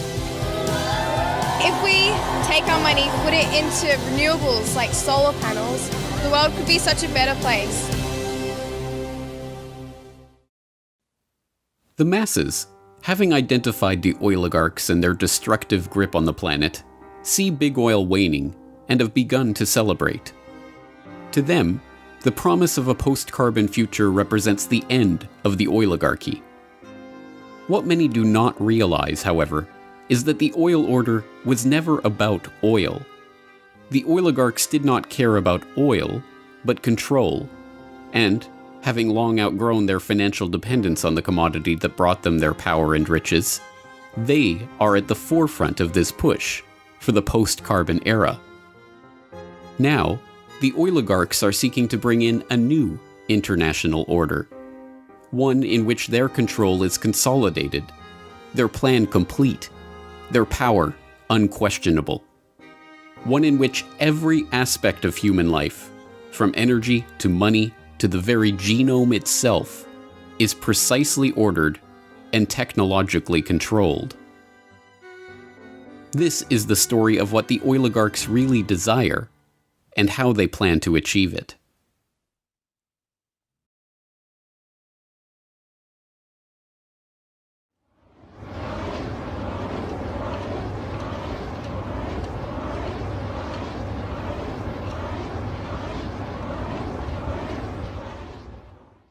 Dhaka, 1963. It's a day much like any other in Dhaka. The streets are crowded, dirty, squalid, smelly, and absolutely swarming with people. Lying in the streets, coiled in the gutters. Into that swarm of people steps a most unlikely figure. Wearing his drip-dry suit and hugging his briefcase, he sticks out from the crowd. Surveying the scene, he shakes his head ever so slightly before remarking, half to himself and half to his traveling companion, "Well, that's the problem, isn't it?" It's a scene that has played itself out many times. A Western tourist overwhelmed by the bustling crowds of the Indian subcontinent. But this was no mere tourist passing time on his holiday.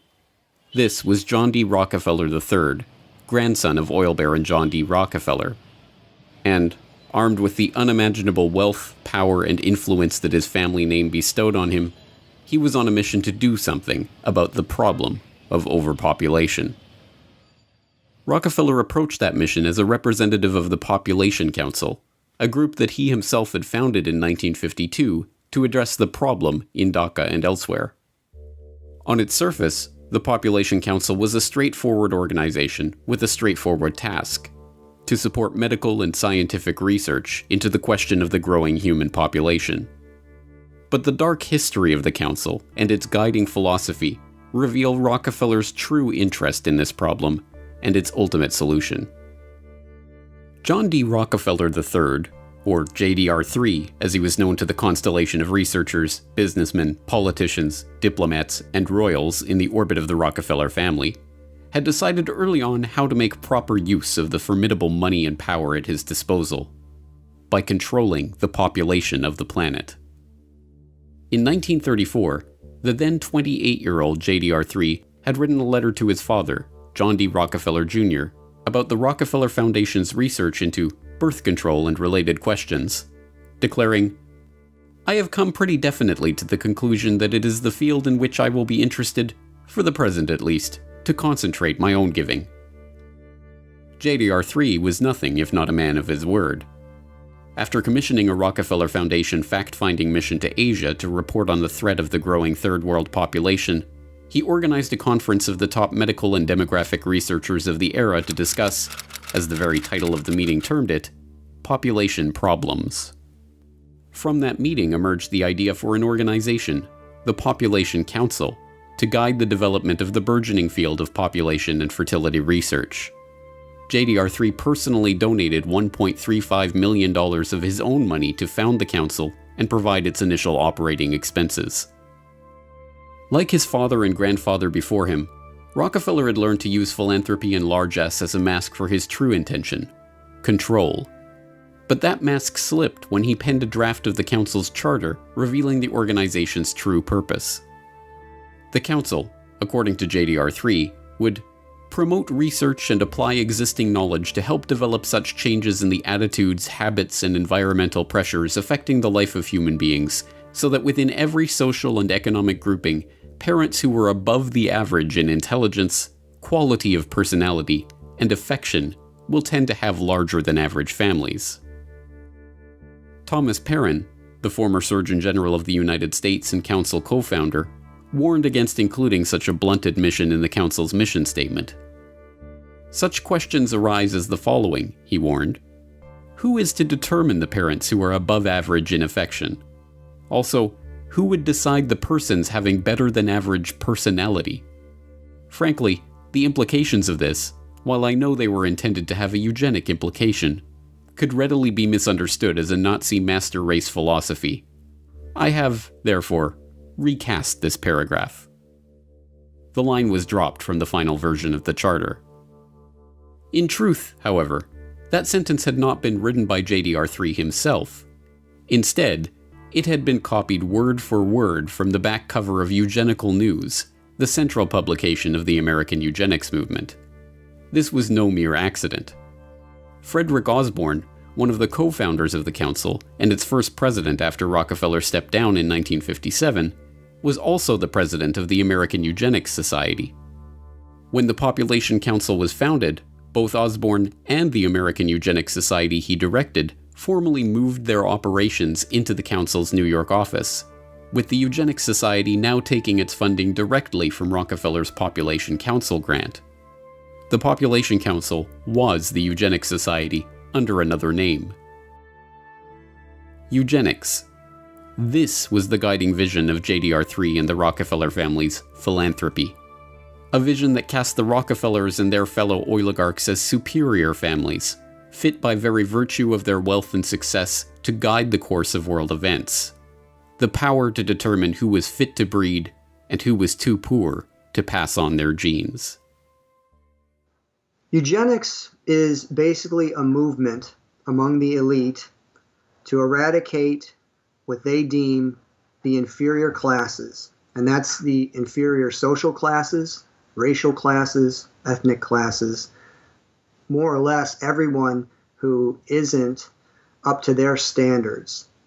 And after eradicating those classes, what they aim to do is genetically engineer themselves to such a high level that the remaining population that they permit to exist beneath them will never have the power to overthrow them, essentially, the end of history.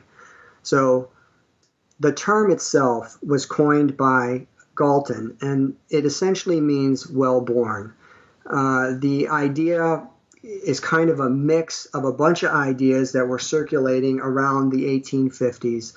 So if you go back to, say, Mendel was studying hereditary characteristics in pea plants, and he was able to determine that certain characteristics were being passed on and that these things could be determined and essentially predicted. And also at the same time, now you have Spencer, who's talking about the survival of the fittest with the same kind of idea, the same thread running through there, that there are genetic characteristics that exist that would make one species, one plant or animal more fit than another and more capable of surviving. Also, of course, you had Darwin's work at the time, Origin of Species, and kind of maps this process by which material is passed along and evolution results through this process. So Galton is essentially taking all of these ideas, and he was kind of known for observing and identifying patterns. And what he essentially did was started to come up with this concept, this idea that through studying human characteristics, they could, if they chose to, breed superior human beings.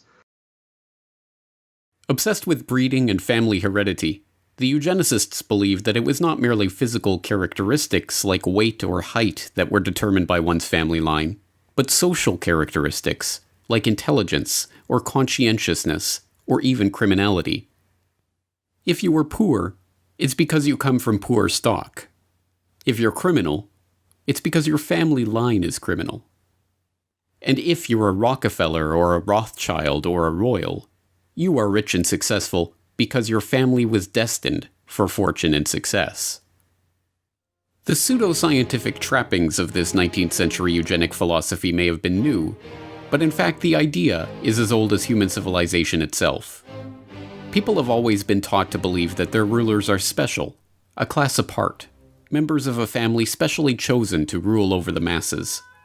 Whether literal descendants of the gods, like the pharaohs of Egypt or the emperors of Japan, or members of families specially chosen by God to reign over their kingdoms, like the monarchs of Europe, the right to rule over others was something passed down through family trees.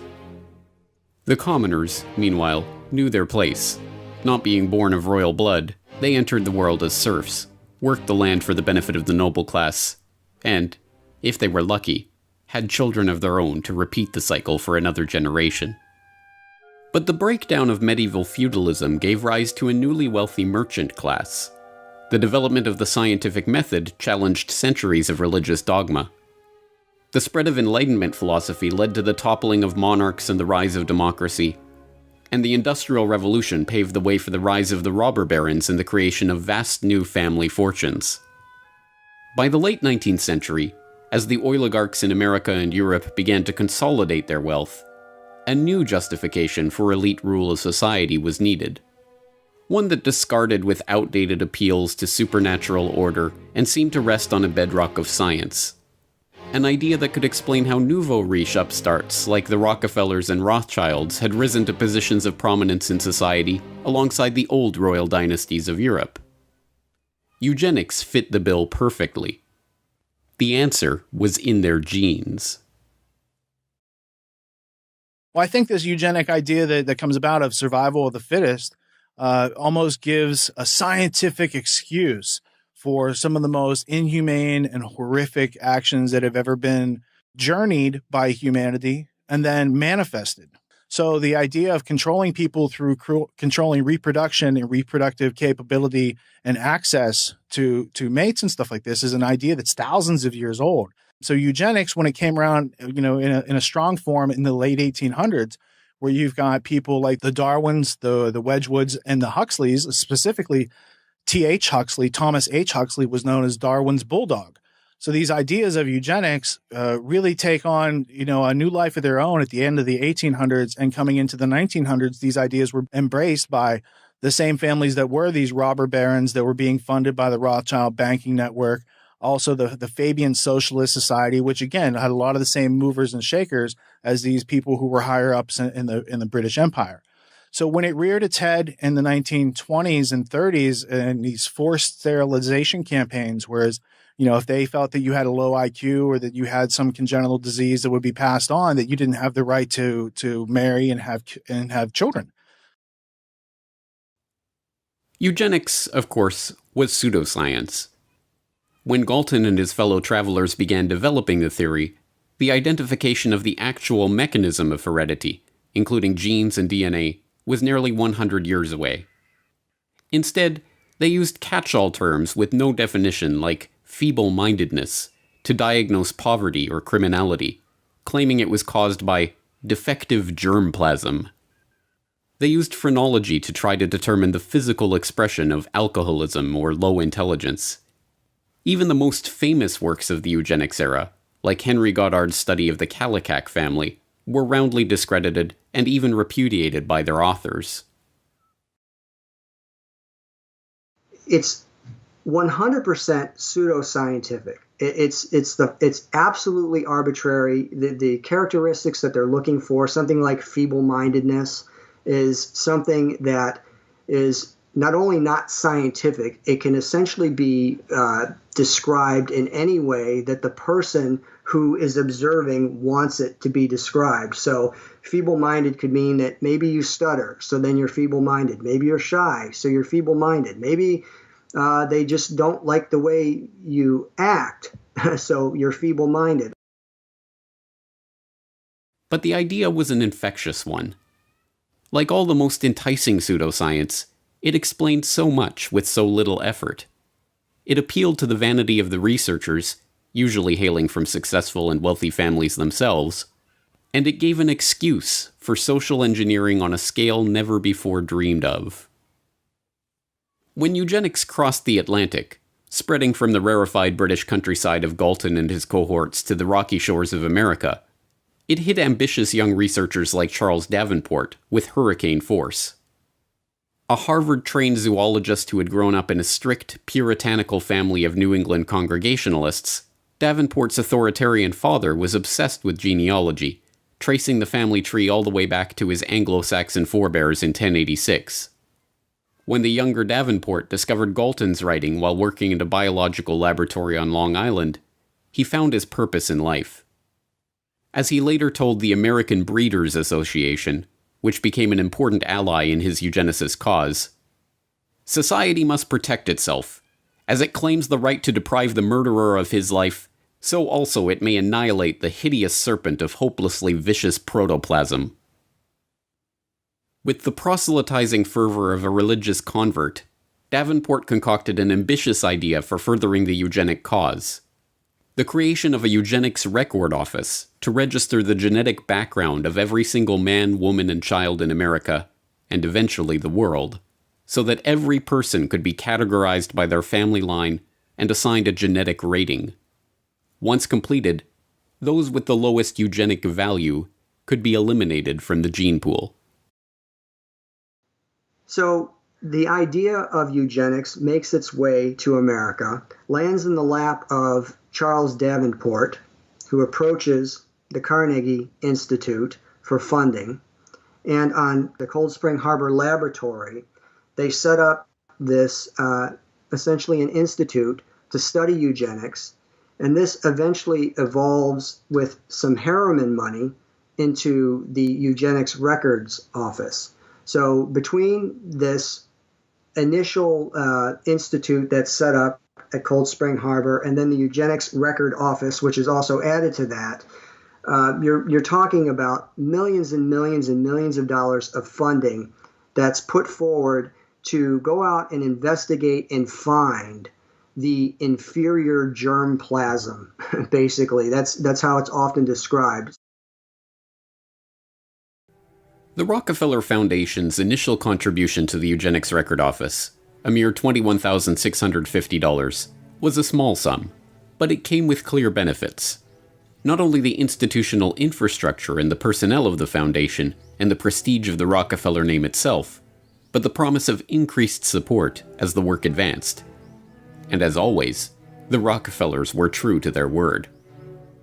Rockefeller Foundation researchers like William Welch, the founding director of the Rockefeller Institute for Medical Research, sat on the ERO's board and helped direct its activities.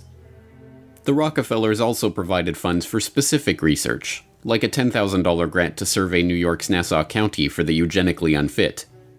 And it created sister organizations like the Bureau of Social Hygiene, which cross-pollinated research and researchers with Davenport's own laboratory. John D. Rockefeller Jr. especially showed an interest in Davenport's work right from the start. They kept up a regular correspondence on a number of eugenics issues. In January 1912, when a plan to institutionalize mentally deficient female convicts to stop them from having children was floated, the young Rockefeller heir wrote to Davenport for his thoughts on the scheme. For his part, Jr. declared that, "This plan seems to me an immensely important one. It points out a scientific way of escape from the evils which our courts are intended to correct, but in reality only increase." After Davenport responded that the plan would only work if it included a eugenical screening of the convicts, Jr. contributed $200,000 to found just such an institute. The Institute of Criminology in New York was administered by Rockefeller's own Bureau of Social Hygiene and staffed by workers trained at the Eugenics Record Office. Fueled by the support of America's rich and powerful, the field of eugenics transformed from the quaint hobby horse of a few mad scientists into the social cause of an entire generation. Economists, politicians, authors, activists. By the 1920s, everyone who was anyone was extolling the need to eradicate the germplasm of the lower stock. Marie Stopes, the celebrated family planning pioneer who founded Britain's first birth control clinic in North London in 1921, railed against hordes of defectives, calling for the compulsory sterilization of those she deemed unfit for parenthood. Tommy Douglas, now venerated as a hero in Canada for his role in founding the nation's healthcare system, submitted a master's thesis to McMaster University advocating that subnormals, defectives, and morons, like those with low IQ or physical abnormalities, be isolated on a state farm or in a colony where decisions could be made for them by a competent supervisor, and called on the government to certify mental and physical fitness to stop the unfit from breeding.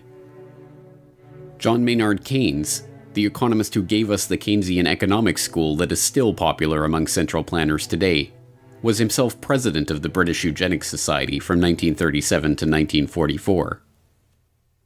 Alexander Graham Bell is still revered as the inventor of the telephone, but was in fact an early supporter of Charles Davenport and a founding member of the Eugenic Records Office Board of Scientific Directors.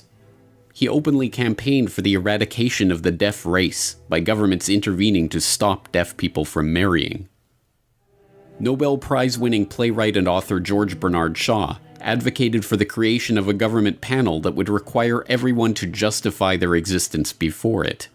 If they failed to do so, Shaw thought those people should be killed by the state. Eventually, with foundation funding and promotion, this eugenicist mindset filtered down into the popular culture. The American Eugenics Society sponsored fitter family contests at state fairs, awarding prizes to families scoring the highest on eugenic health tests. The society also sponsored contests to award prizes to clergy who fit the message of eugenics into their sermons. Eugenics even found its way to the silver screen.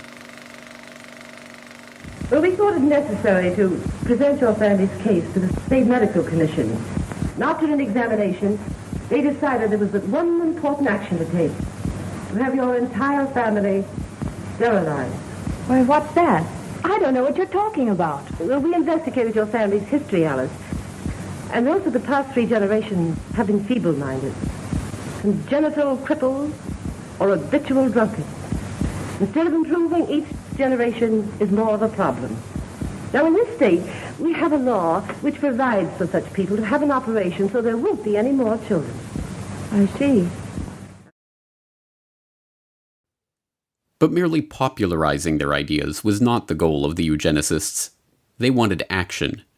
And in this case, that meant concrete steps towards eliminating the defective germplasm from the human population. Government-sanctioned murder of those deemed unfit was always one option on the table. And it wasn't just playwrights like Bernard Shaw advocating for government death panels. Eugenicists of all stripes discussed and debated the idea of murdering degenerates as the quickest way of achieving their goals. Mistaken regard for what are believed to be divine laws and a sentimental belief in the sanctity of human life tend to prevent both the elimination of defective infants and the sterilization of such adults as are themselves of no value to the community. The laws of nature require the obliteration of the unfit, and human life is valuable only when it is of use to the community or race. Madison Grant, Director of the American Eugenics Society, 1915. But mainstream eugenicists realized that this approach was not possible in the political and judicial climate of the day. As Henry Goddard noted in his infamous study on the Kallikak family, "For the low-grade idiot, the loathsome unfortunate that may be seen in our institutions, some have proposed the lethal chamber, but humanity is steadily tending away from the possibility of that method, and there is no probability that it will ever be practiced. Instead, they would have to turn to the other option, the more politically acceptable solution for stopping the undesirables from breeding: forced sterilization." Indiana passed America's first eugenic sterilization law in 1907, and with only a few years, there were a dozen states where those deemed unfit were being legally sterilized against their will. But still, this was not enough for the eugenicists. The approach was too scattershot. Only a few thousand sterilizations had taken place under these laws, and Indiana's own Forced Sterilization Act was overturned by the state Supreme Court in 1921. Once again, Harry Laughlin, Davenport's right-hand man at the Rockefeller-funded Eugenics Record Office, stepped in to solve the problem. He drafted a model eugenic sterilization law in 1922 that became the basis for Virginia's 1924 Sterilization Act. To confront the issues head-on, the eugenicists decided to challenge the law's constitutionality themselves and take the lawsuit all the way to the Supreme Court. All they needed was the right test case to bring to trial. And they found that case in Carrie Buck, an 18-year-old ward of the Virginia State Colony for Epileptics and the Feeble-Minded, who was neither epileptic nor feeble-minded.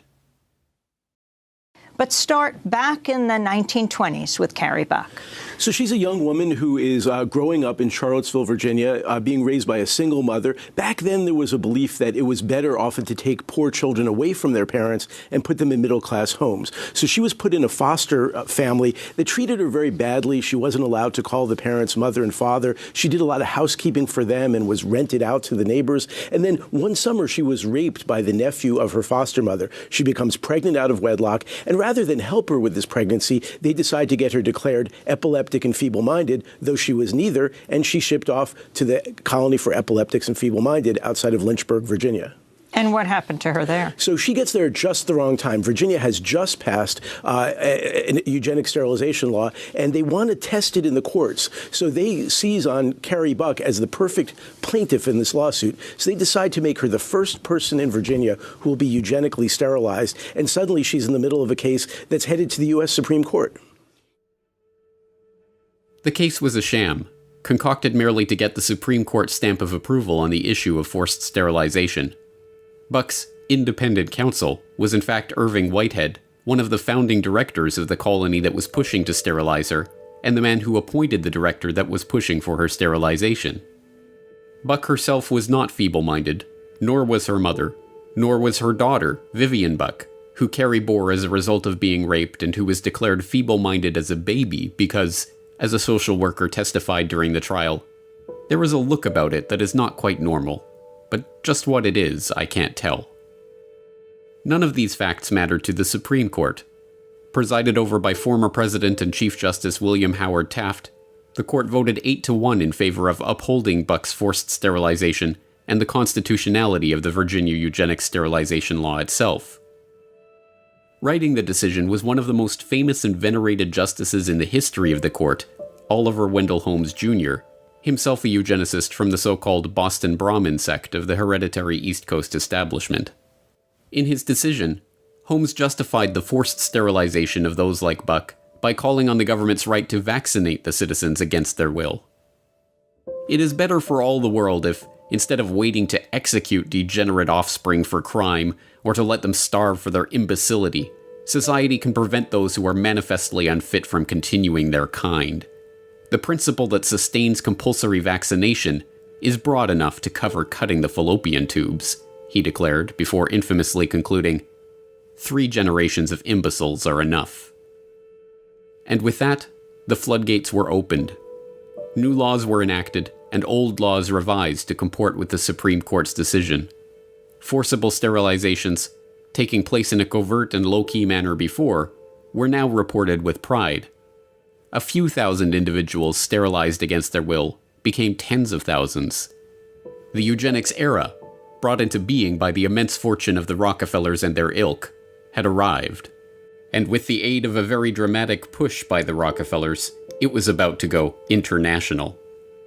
Beginning in November 1922 and increasing throughout the 1920s, the Rockefeller Foundation began a series of grants and fellowships to German scientists.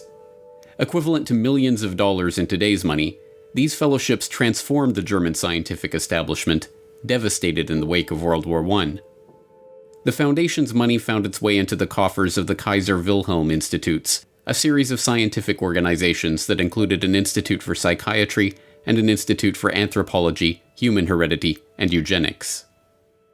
One of the main beneficiaries of this Rockefeller largesse was Ernst Rudin, a head researcher at the Kaiser Wilhelm Institute for Psychiatry and a key architect of Germany's eugenics program under the Third Reich. Rudin co-edited the official rules and commentary on the law for the prevention of defective progeny, which was passed on July 14, 1933, less than 6 months after Hitler was appointed interim chancellor by President Paul von Hindenburg. The law, like the Virginia law that the Supreme Court upheld and led to the sterilization of Carrie Buck and tens of thousands of other Americans, was modeled on Harry Laflin's model eugenics sterilization legislation. It formed genetic health courts, which could mandate sterilization of defectives in 8 different categories: the feeble-minded, schizophrenics, manic depressives, sufferers of Huntington's chorea, epileptics, those with hereditary deformities, the blind, and the deaf. Alcoholics, a 9th category, were to be optionally added to the list, with a caution against inclusion of ordinary drunkards.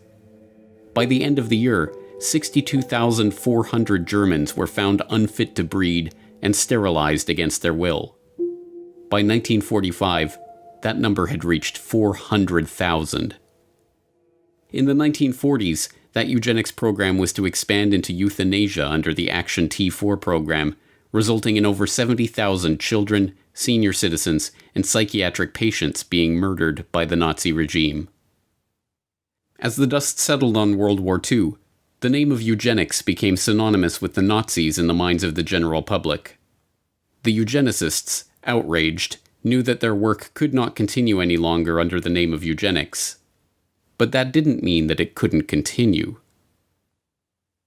So after World War II, you don't hear about it anymore as eugenics. What you hear is molecular biology and these sorts of colloquial terms that were developed by the Rockefeller Foundation, which was one of the families primarily in America that was helping to fund it in America, in Britain, in Germany, who also funded Hitler during that time.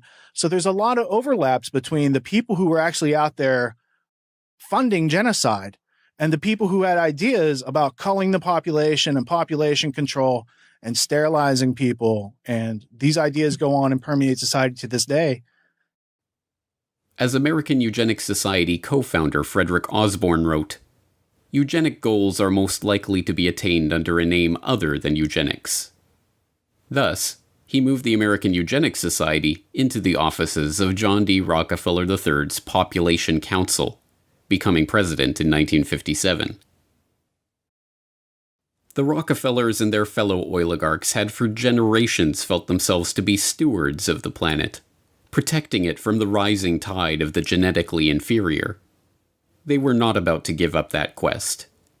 They would simply have to package it under a different name.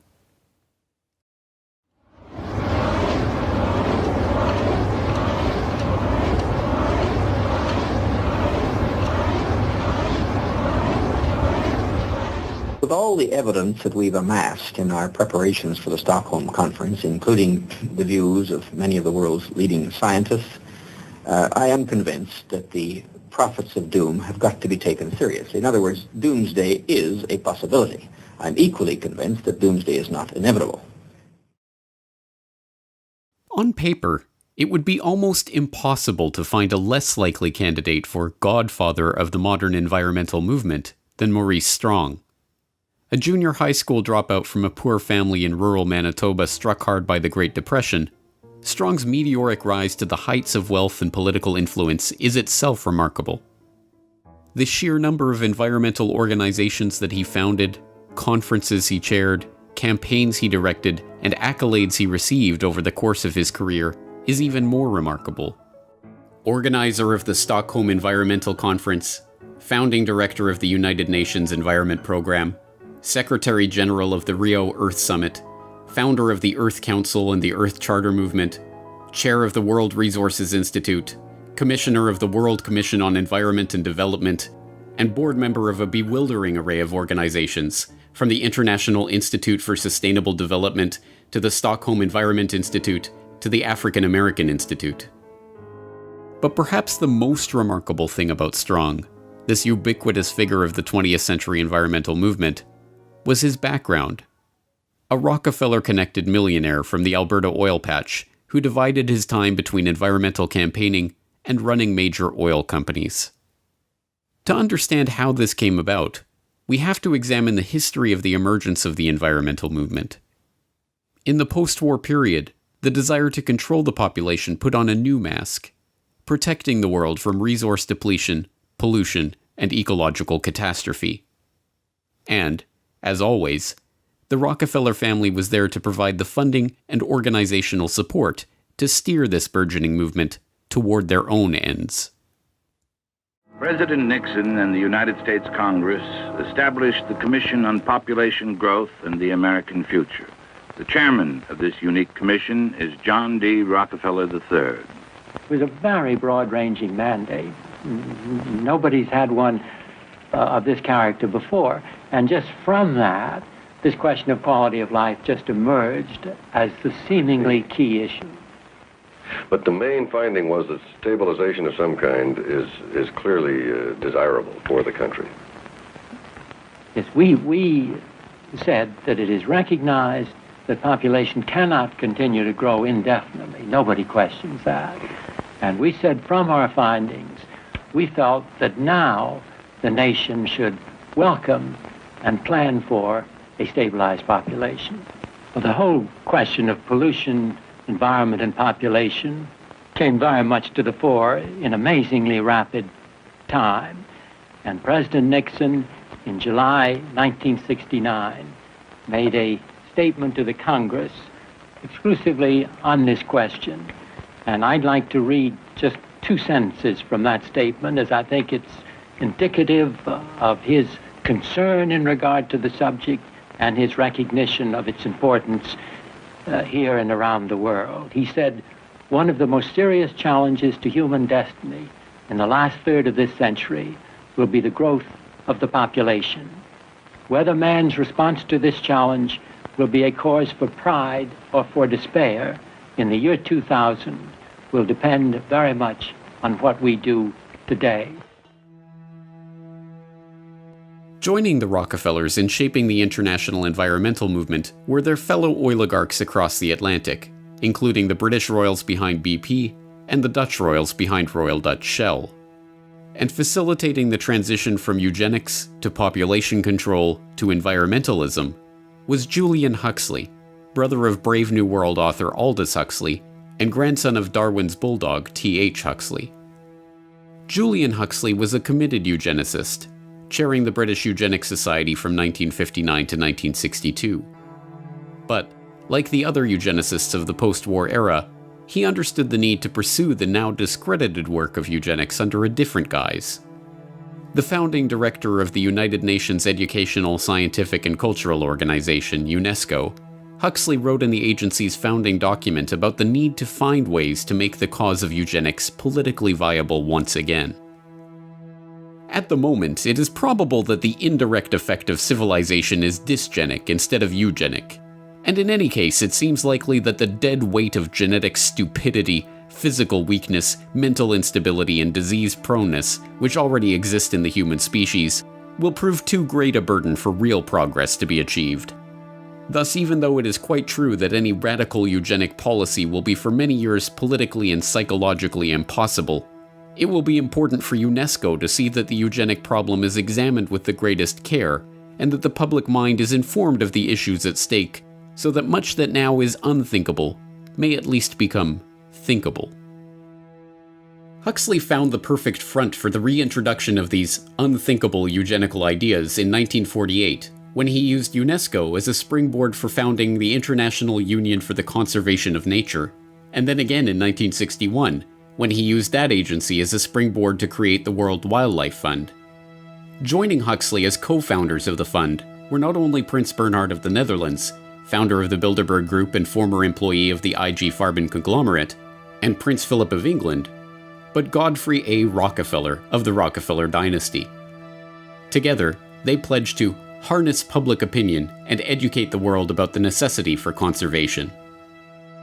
Years of education about the strain that the growing human population put on the resources of the Earth, paid for by the very oligarchs who had just spent the past century monopolizing one of the world's key resources, led, inevitably, to a predictable conclusion. Now, for the first time in the history of man, an international movement is underway. The people of the nations and the nations of the world have joined together to find the answers. This building and the world's representatives hold the solution. We have seen what we've done to bring about the destruction of our Earth. Is it not the time now to cure the disease that we ourselves have created? Yes, the cure for the disease of mankind, according to Rockefeller-funded propaganda featuring John D. Rockefeller III as an expert commentator, was to be found at the United Nations, whose headquarters had been so graciously donated by the Rockefeller family itself. And the first step toward discovering that cure was to organize the UN Conference on the Human Environment in Stockholm in 1972, the world's first international environmental conference. For 11 days in June 1972, Stockholm was a magnet for everyone concerned with the environment. 1,200 official delegates from 113 nations were in Stockholm for the first international conference on the human environment. The meeting, first proposed to the United Nations by Sweden and approved by the General Assembly in 1968, attracted worldwide attention. In 4 short years, the topic of the human environment had gone from the back pages of newspapers to make headlines on page 1. And who better to oversee the conference and lay the institutional groundwork for this burgeoning, oligarch-supported movement than a consummate oil man? The very fact that the conference began with 113 participating countries with very high-level delegations from those countries, this in itself represented a very significant step forward, because this demonstrated more than anything else the real concern of the majority of countries in the world. All his life, Maurice Strong had the uncanny ability to be in the right place at the right time to meet the right person to advance up the ranks. Having been born in Oak Lake, Manitoba in 1929, and suffering through the Great Depression, the ambitious young Strong dropped out of school at age 14 and headed north to look for work. Finding his way to Chesterfield Inlet, Strong got a job as a fur buyer for the Hudson's Bay Company, and there met Wild Bill Richardson, a prospector whose wife, Mary McCall, hailed from the family behind McCall Frontenac, one of Canada's largest oil companies. So Mr. Strong sort of enters the big world through a guy by the name of Wild Bill Richardson, who was a sort of prospector, married into an oil family called McCall, whose company was called McCall Frontenac. It was a major importer of oil from the Middle East.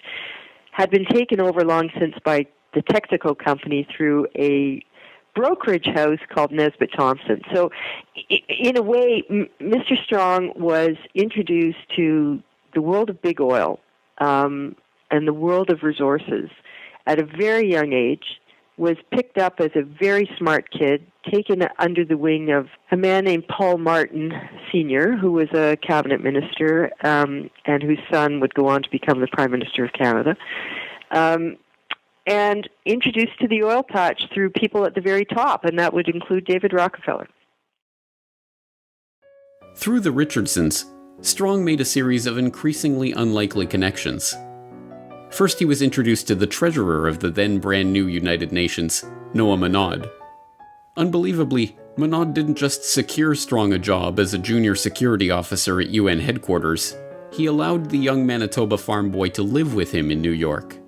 And while there, Monod introduced Strong to the most important contact of his life, David Rockefeller.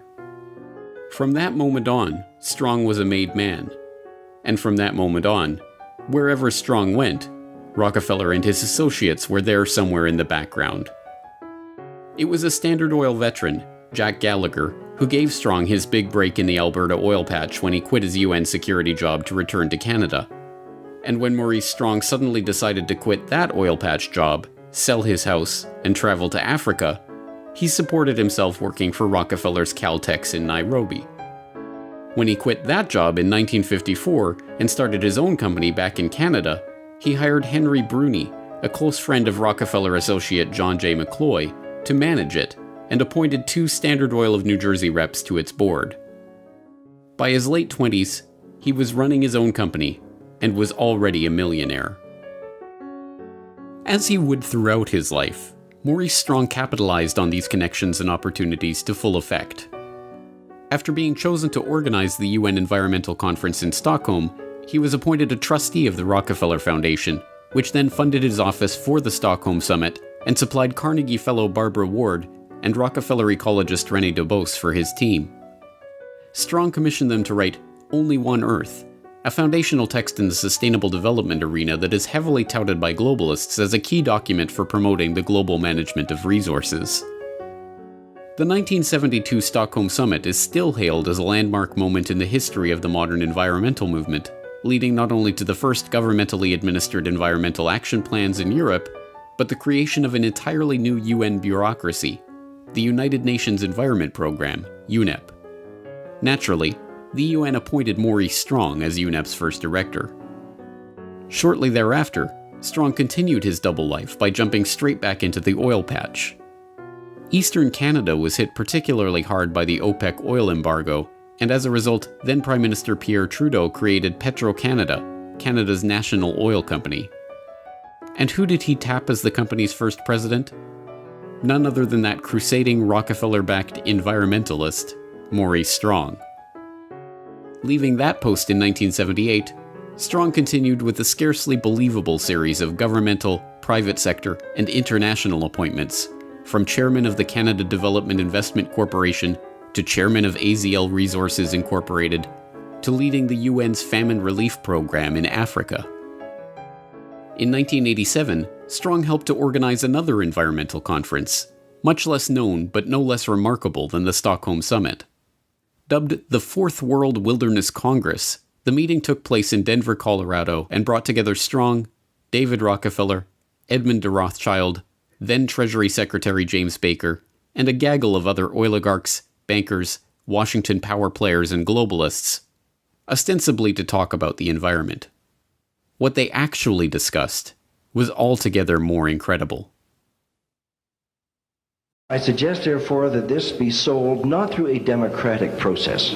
That would take too long and devour far too much of the funds to educate the cannon fodder, unfortunately, which populates the earth. We have to take almost an elitist program that we can see beyond our swollen bellies and look to the future in time frames and in results which are not easily understood or which can be, with intellectual honesty, be reduced down to some kind of simplistic definition. Those were the words of David Lang, a banker from Montreal who spoke during the conference. And to Lang, the Rockefellers, the Rothschilds, and the other bankers and oligarchs assembled at the meeting, the general population are cannon fodder that unfortunately populates the earth. This candid admission, a perfect encapsulation of the eugenical ideas at the heart of the global conservation movement funded into existence by the oligarchs themselves, was caught on tape by George Hunt, a businessman in Boulder, Colorado who had volunteered to help the conference as a concerned citizen and came away horrified by what he had witnessed there. He released his own recordings of the proceedings in the early 1990s to warn the public about this group and its ultimate aims. Hunt's recording captured the moment when Maurice Strong introduced Baron Edmund de Rothschild, whose father's cousin had sold the Rothschilds' Azerbaijani oil fields to Royal Dutch Shell in 1911, as a pioneer of the environmental movement and a founder of the concept of conservation banking. One of the most important initiatives that is open here for your consideration is that of the conservation banking program. As we mentioned this morning, we have as our chairman, fortunately, the person who really is the source of this very significant concept. He is one of the trustees of the International Wilderness Foundation, which sponsored this meeting. He was at the first of these congresses. So his conversion to the relationship between conservation and economic development has been a pioneering one. So there is no better person. He epitomizes in his own life that positive synthesis between environment, conservation on the one hand, and economics on the other. And I'm just delighted to have this opportunity of introducing to you Edmund de Rothschild.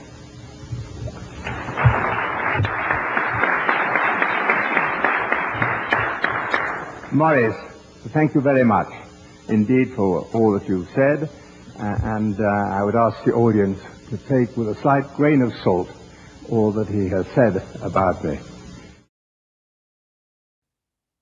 The meeting accomplished some important goals for the oligarchs.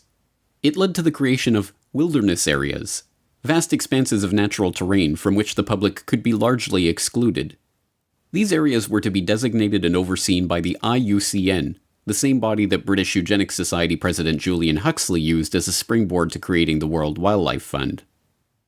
Another important goal of the conference was Rothschild's proposal for the creation of a so-called World Conservation Bank that would operate at a supranational level and coordinate finance for development projects around the world.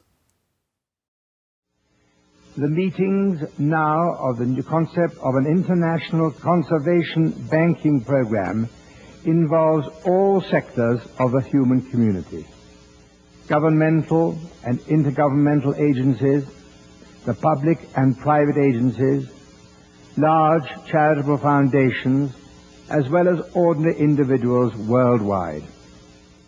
By thinking forward as to how to reach out to the public at large, to every corporate entity throughout the world, to put aside, hopefully tax-free, a part of their profits to fund our ecological and environmental protection.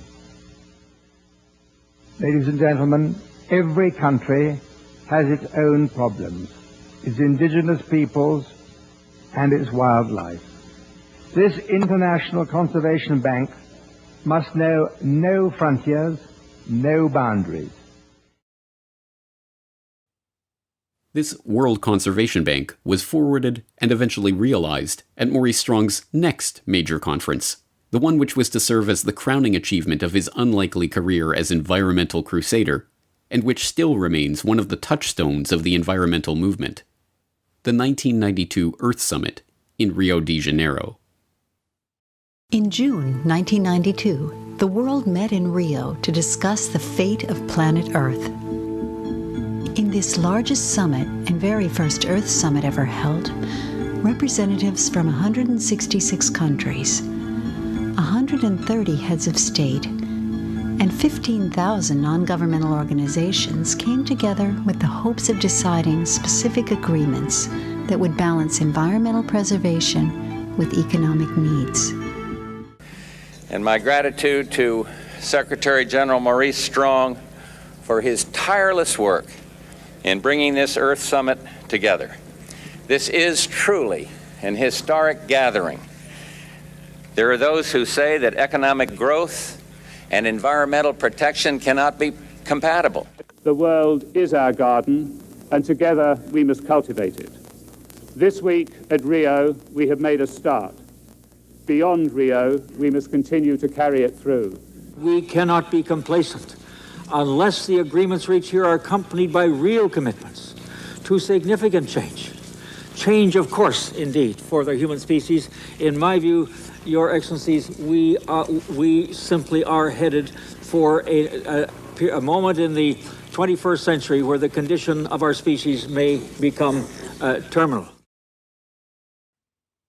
As useful as the Fourth World Wilderness Congress had been in advancing the agenda of Maurice Strong and the oligarchs, that was only setting the stage for the Earth Summit in Rio.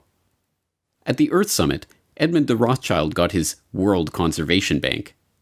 Dubbed the Global Environment Facility and launched at the summit itself, it serves as the funding mechanism for 5 different UN conventions and provides billions of dollars worth of financing to environmental and development projects around the world.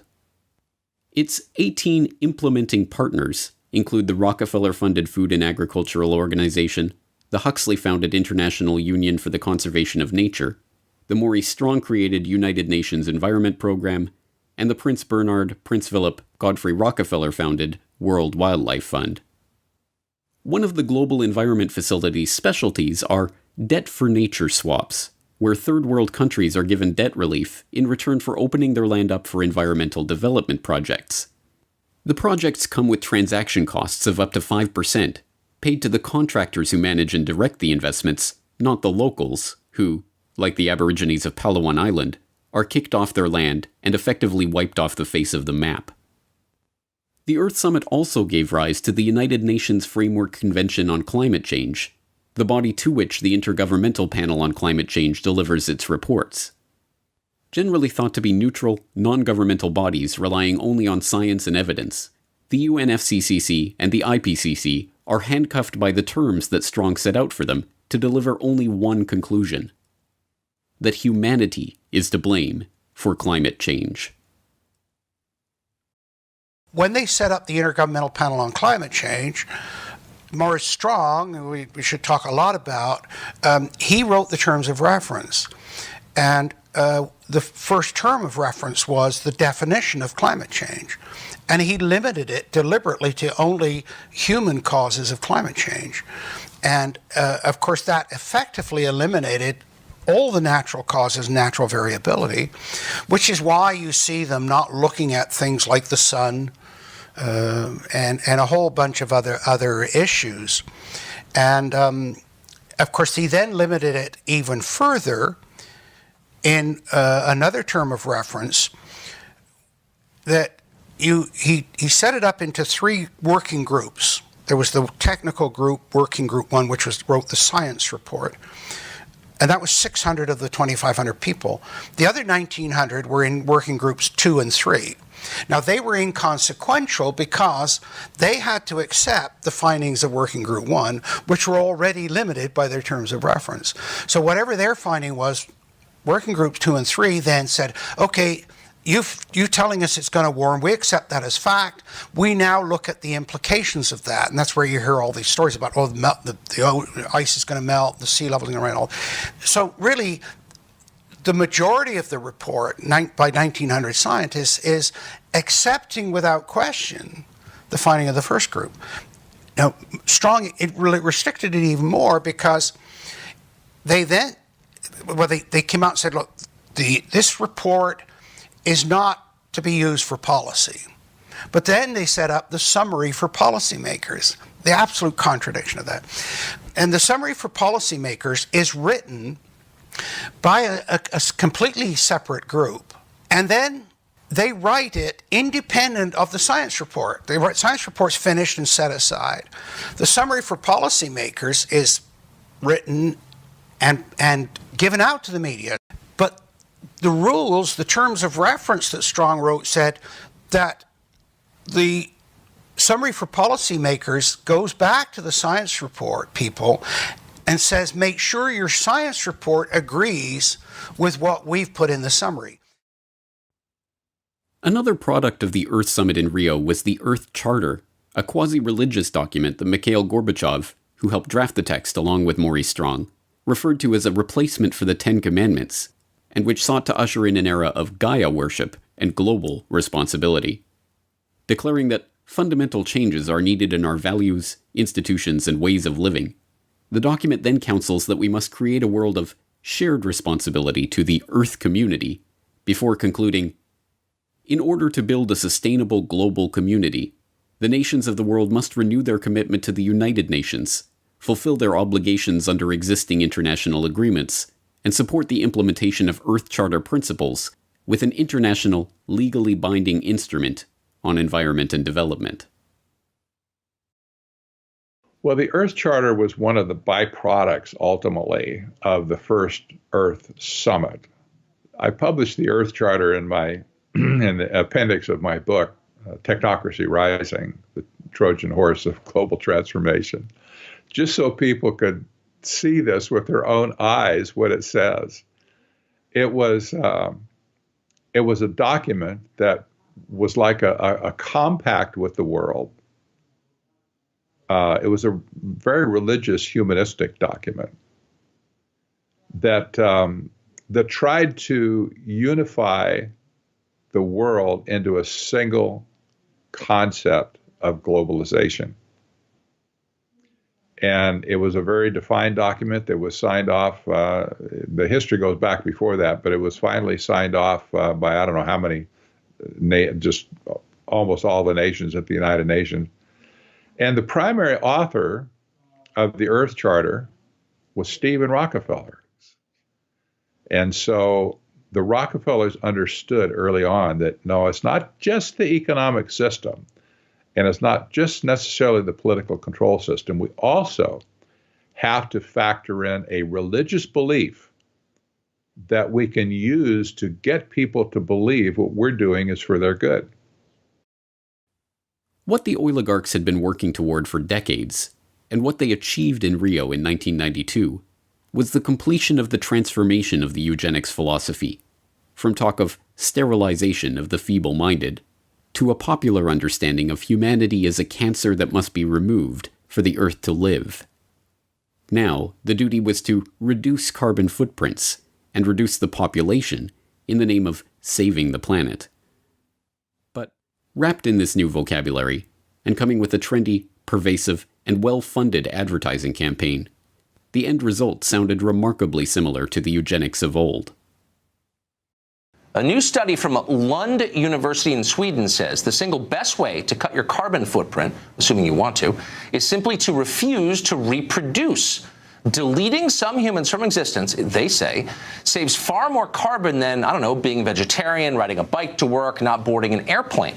There is a study that says, well, actually, if we reduce global fertility by half a child per woman, that you could maybe do that. It would go a long way. It would reduce like a big chunk, a fifth to a quarter of all carbon emissions needed to avoid that tipping point. So should we have policies that penalize people for having extra kids in the developed world? So I do think that we should at least consider it. Well, at least consider it is like do it. In the push to reduce global warming, children, according to some, are the new culprits. A think tank in the UK says too many kids are what's making the planet worse, saying large families, anything over 2 children really, should be frowned upon as an environmental no-no.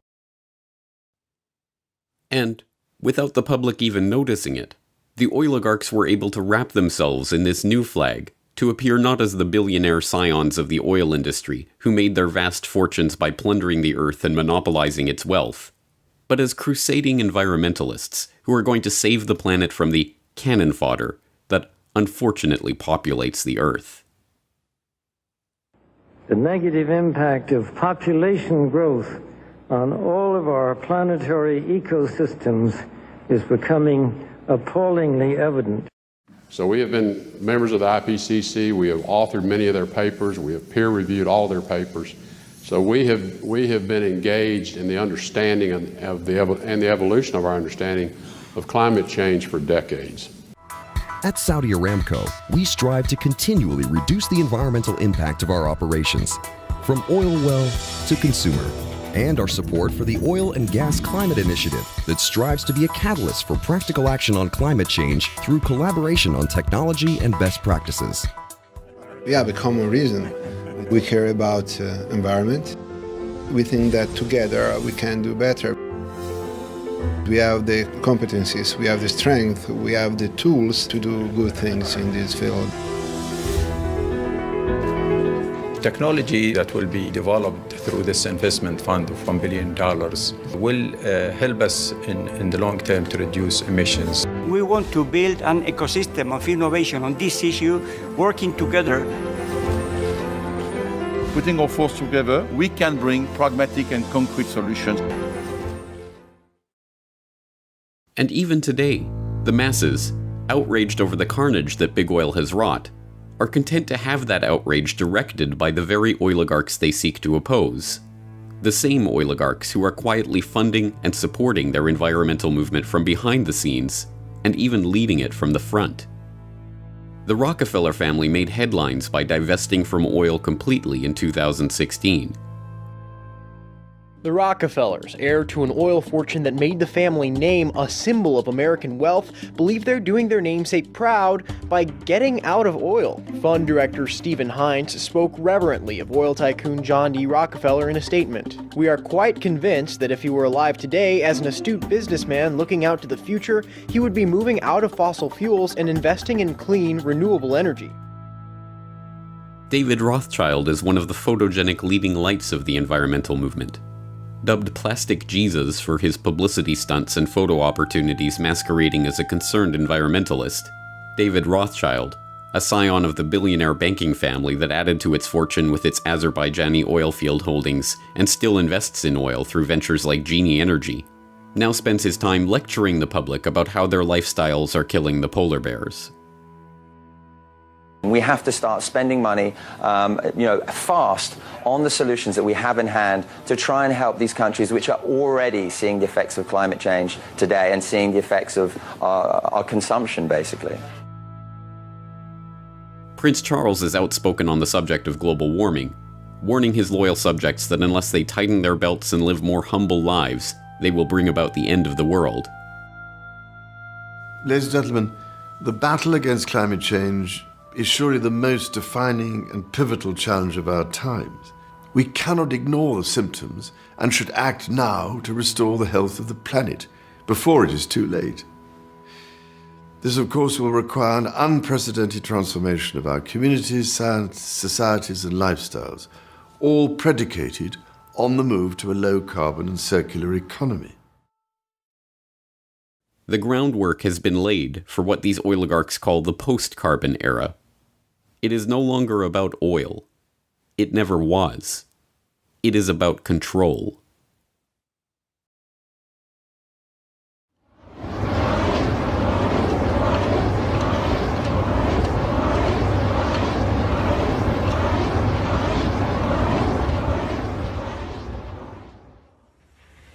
Now, to this complete cycle for the world, to give you a time scale on that, bear in mind that started in 1857. And so here's where we were about 3 or 4 years ago. This was proved reserves in here, which would add up to about here. And the estimated peak would occur about 1995, and we go into the decline. That middle 80% again is a spread from the 60s, the late 60s, up till a little over beyond 2020. Or it's computed out here about 56 years. That assumes an orderly evolution. That says that a child born, say, within the last 10 years will probably see the world consume most of its oil if he lives a normal lifetime. In his lifetime. Today, Marion King Hubbert is best known as the Shell oil researcher who gained notoriety in the 1950s for predicting that the U.S. would achieve its peak production of petroleum by 1970, and that almost all of the planet's oil supplies would be exhausted by 2020. This peak oil theory, still sometimes referred to as Hubbert's peak, was, like everything else generated by big oil, a conveniently crafted lie, designed to habituate the market to artificial scarcity and thus keep oil prices high. Hubbert's prediction was not based on any empirical data from any oil field, but instead relied on Hubbert's incorrect guesses about remaining oil reserves and employed a heuristic tool to model production. As Hubbert's protege and colleague at Shell Oil, Kenneth DeFaze, conceded years later, the numerical methods that Hubbert used to make his prediction are not crystal clear. Today, 44 years later, my guess is that Hubbert, like everyone else, reached his conclusion first and then searched for raw data and methods to support his conclusion. Shortly before his death in 1989, Hubbert himself admitted that when he showed his peak oil paper to Shell's managing director before presenting it to his colleagues, the director had told him not to go overboard with his estimates of oil reserves, pointing specifically to L.G. Weeks, a rival geophysicist who had estimated reserves to be much higher, and thus the impending threat of undersupply and the need for high oil prices to be much weaker. But although today Hubbert is remembered almost exclusively for his peak oil thesis, he was in fact involved in a much larger, lifelong project, helping to codify and incorporate a movement that, much like eugenics, was wildly popular nearly a century ago, fell out of favor in polite society, and yet continues today under other names. That movement was called technocracy. Hello, I'm Arvid Peterson, and this is the first of a two-part presentation on technocracy, an alternative social system. These programs are not intended to entertain or amuse you, nor are they meant to scare you. We are making a new approach. It is not political, financial, philosophical, legal, religious, or moral. It is a technological approach. Technocracy is the scientific answer to America's social problems. And technocracy is a new design for social operation that is based upon science. It is the vehicle by which we can move into a new era for better living. Technocracy billed itself as a social movement, a philosophy, a scientific solution to political and economic problems, and a new way of ordering the world. But at base, it is an idea for a new international economic order, one to be designed and managed down to the most minute detail by a select few, the technocrats. Technocracy was defined very succinctly in 1938 by their own publication, the Technocrat magazine. And they call it a system of scientific engineering of, society. They saw themselves as a merger between hard science and social science, which really is an oxymoron. Social science is not really a science, in my opinion. But they really believed that. So they believed that they could take their scientific method that they used in the hard sciences and apply it to society. They also believed that they alone were the only ones that could run society correctly as a result of technology having come in and changed the fabric of society. They hated politicians. They hated the establishment, the organization of society the way it was, because it was not efficient. It was not, conservation-based, if you will, to conserve resources. And so they just kind of took it upon themselves to define an economic model that would replace capitalism and free enterprise. And that's exactly what it was, replacement economic system. Drawing on Henry Saint-Simon's call for a scientifically organized socialist system, the positivism and secular humanism of Auguste Comte, and the principles of scientific management propounded by Frederick Taylor, the technocratic movement emerged from the same environment of progressivism, positivism, and social Darwinism that birthed eugenics.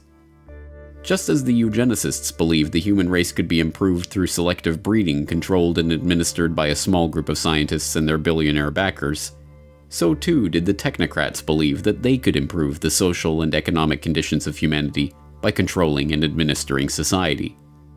And, happily enough for the oligarchs, the technocrats would improve the world by replacing money with energy certificates.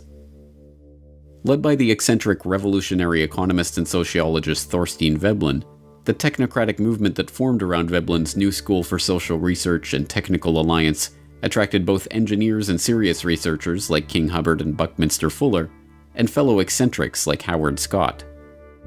Scott, a mysterious man of uncertain background, established himself in New York City at the end of World War I and came to be seen as a bohemian engineer. In 1920, he went to work for the Wobblies as a research director, and the following year he founded the Technical Alliance, a group of engineers and scientists centered around Columbia University who, as a forerunner to the technocracy movement, advocated for a society run by scientists and engineers. In 1932, the charismatic and well-spoken Scott managed to attach himself to Walter Raudenstrauch, a professor at Columbia and the founder of the university's Department of Industrial Engineering. With a common interest in technocracy, the two became friends and allies. It was through Raudenstrauch that Scott was able to approach the president of Columbia, Nicholas Murray Butler, for permission to use the university's facilities. Butler, always on the lookout for the cutting edge of progressivism, was swayed by the technocratic ideas, and soon Scott's Committee on Technocracy was operating out of the basement of Hamilton Hall. When Butler let word slip about the next big idea being cooked up in the basement of his university, technocracy became a sensation. It was lauded in the press. Scott became a sought-after speaker, and there was even a dance named after the movement. It was at Columbia that Scott met King Hubbard, and the two, an unlikely pair of serious-minded researcher and eccentric revolutionary, immediately hit it off. Their stint together at Columbia was about to come to an abrupt end, but their association would last for decades and help give birth to ideas that would eventually transform the world. Technocracy really got recognized when it was at Columbia. We'll talk in a minute. They didn't last there very long because, as it turned out, one of the promoters of technocracy, Howard Scott, turned out to be a fraud. He was kind of the main spokesman for the movement, and he pumped up his resume like so many people do today, unfortunately. He pumped it up and basically just lied about his past, his educational past. And they all assumed he had a degree in some advanced engineering, whatever, and he knew all the buzzwords. But Some sharp reporter did some investigative research on him and said, I can't find where this guy graduated anywhere. And when Columbia found out that the guy was a fraud, they realized Butler's ego got involved and says, man, these people have played me. And so he kicked them all out. Just kaboom, drop kicked him right out of it. Said, get out of my building. And they all left and scattered. And the technocrats that were left at Columbia, there were several of them that were professors at Columbia at the time, they just zipped their lips, shut up, went back to work, figured out, I want to keep my job. I'm just going to, not ever mention technocracy again. It didn't mean they stopped believing, but they didn't talk about it for a very, very long time at Columbia. Disgraced, evicted from Columbia, and with the Committee on Technocracy disbanded almost as quickly as it had come together, Scott found himself at a personal low. Penniless and with an old debt having caught up to him, he had only one person he could rely on: M. King Hubbert. Hubbert let Scott live in his Greenwich Village apartment and paid out of his own pocket to file the Articles of Incorporation for Technocracy, Inc., a new membership organization that would carry on the principles of technocracy. The first step, of course, was to define precisely what those principles were. Hubbert got to work penning the Technocracy Study Course, the Bible of the technocracy movement. In it, Hubbert laid out the vision of an abundance of physical wealth on a continental scale for the use of all continental citizens, which, he warned, can only be accomplished by a continental technological control, a governance of function, a technate. The technocratic system was to be structured around a new monetary paradigm, one based not on dollars and cents, but energy certificates representing the nation's net energy expenditure. These certificates would be denominated in joules and issued based on a net energy budget deemed appropriate by the technocratic state's governing scientists. Citizens would be issued an equal share of the nation's certificates and make their purchases with them, and the information about these purchases would be relayed back to the central planning body for analysis. By this method, the technocrats could, in the words of one proponent, create a thermodynamically balanced load of production and consumption, thereby doing away with unemployment, debt, and social injustice. In the Technocracy Study Course, Hubbert, like a good technocrat, laid out the exact conditions that would need to be met for this vision to come to pass. According to him, technocracy would require all energy usage and all consumer spending throughout the nation to be calculated and registered on a continuous and instantaneous basis, a 24/7 inventory of all production and consumption, a complete registry of all products available for sale, where they were produced, how much energy was expended in their production, and where and when they were sold. And finally, a specific registration of the consumption of each individual, plus a record and description of the individual. Hubbert's vision was not just that of a totalitarian society, in which every detail of every interaction was recorded and reported to a central authority, but, for the 1930s, the concept of continuously and instantaneously updated registries of every good in the economy was not just audacious, but borderline insane. Nevertheless, suffering through the Great Depression, the American people were willing to listen to any ideas to replace the current system that had so obviously failed them, no matter how outlandish. Technocracy, Inc. did attract a following, swelling into the tens of thousands later in the decade. But Scott's eccentric ways, compelling members to salute him in public and delivering rambling radio addresses, ultimately led to the movement's long, slow decline in relevance. Hubbert never repudiated the concept of technocracy, but when he joined Shell as a researcher, he resigned his position on the board of Technocracy, Inc. and avoided direct mention of the organization. The technocrats had sketched the outlines of a completely ordered and controlled society, one in which energy is the fundamental measure of value and all consumption and production is meticulously analyzed by a central authority. Technocracy, Inc. still exists to this day, but the language and thinking of the technocrats has, like eugenics, undergone a metamorphosis. And, also like eugenics, the name may have faded into obscurity, but the idea lives on in the hands of the oligarchs.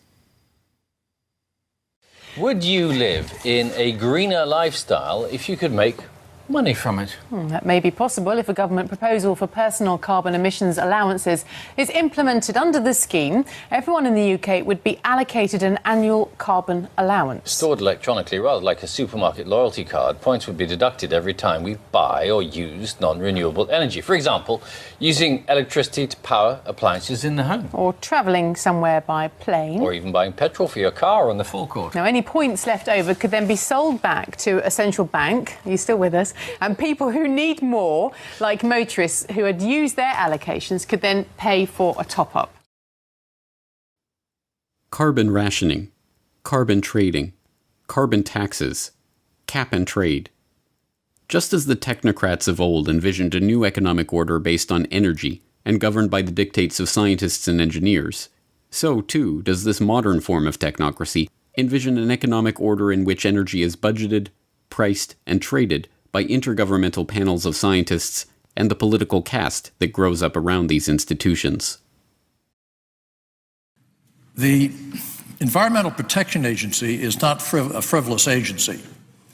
It is created to regulate carbon dioxide emissions. And I have been saying to the West Virginia Coal Association, which for the most part doesn't believe in climate science. They don't believe there's a climate problem. And I have been saying to them for a number of years that that's wrong. In my judgment, the science is true. The science is unequivocally true. And that there is a price to carbon in their future. I said this a couple of months ago. There's a price to carbon in their future. But I believe that the cap and trade approach is the essential first step, partly because it is the only basis upon which we can envision a truly global agreement, because it's very difficult to imagine a harmonized global tax. A carbon tax, or any other way of putting a carbon price, is actually, from an economic point of view, the most effective and efficient way to do this. Okay, you can regulate and you can do, all kinds of things, but nothing is as strong a market signal to the private sector as a carbon price, whether that be a carbon tax or whether it be a cap and trade, which is what California is doing, or any of the other measures that ultimately give you a carbon price. But that is the simplest, cleanest, most powerful signal. So if that's possible, I'm with you. These measures are sold to the public as a way of penalizing the big oil interests that have spent the last century monopolizing the world's key resources and plundering the earth in the pursuit of profit. What they do not understand, because it has been deliberately obscured, is that it is these very interests that have been instrumental in creating these schemes in the first place. It's my understanding that back in 1997, when you were vice president, Enron's CEO, Ken Lay, was involved in discussions with you at the White House about helping develop this type of policy, this trading scheme. And is that accurate? Is it inaccurate? It's been reported. I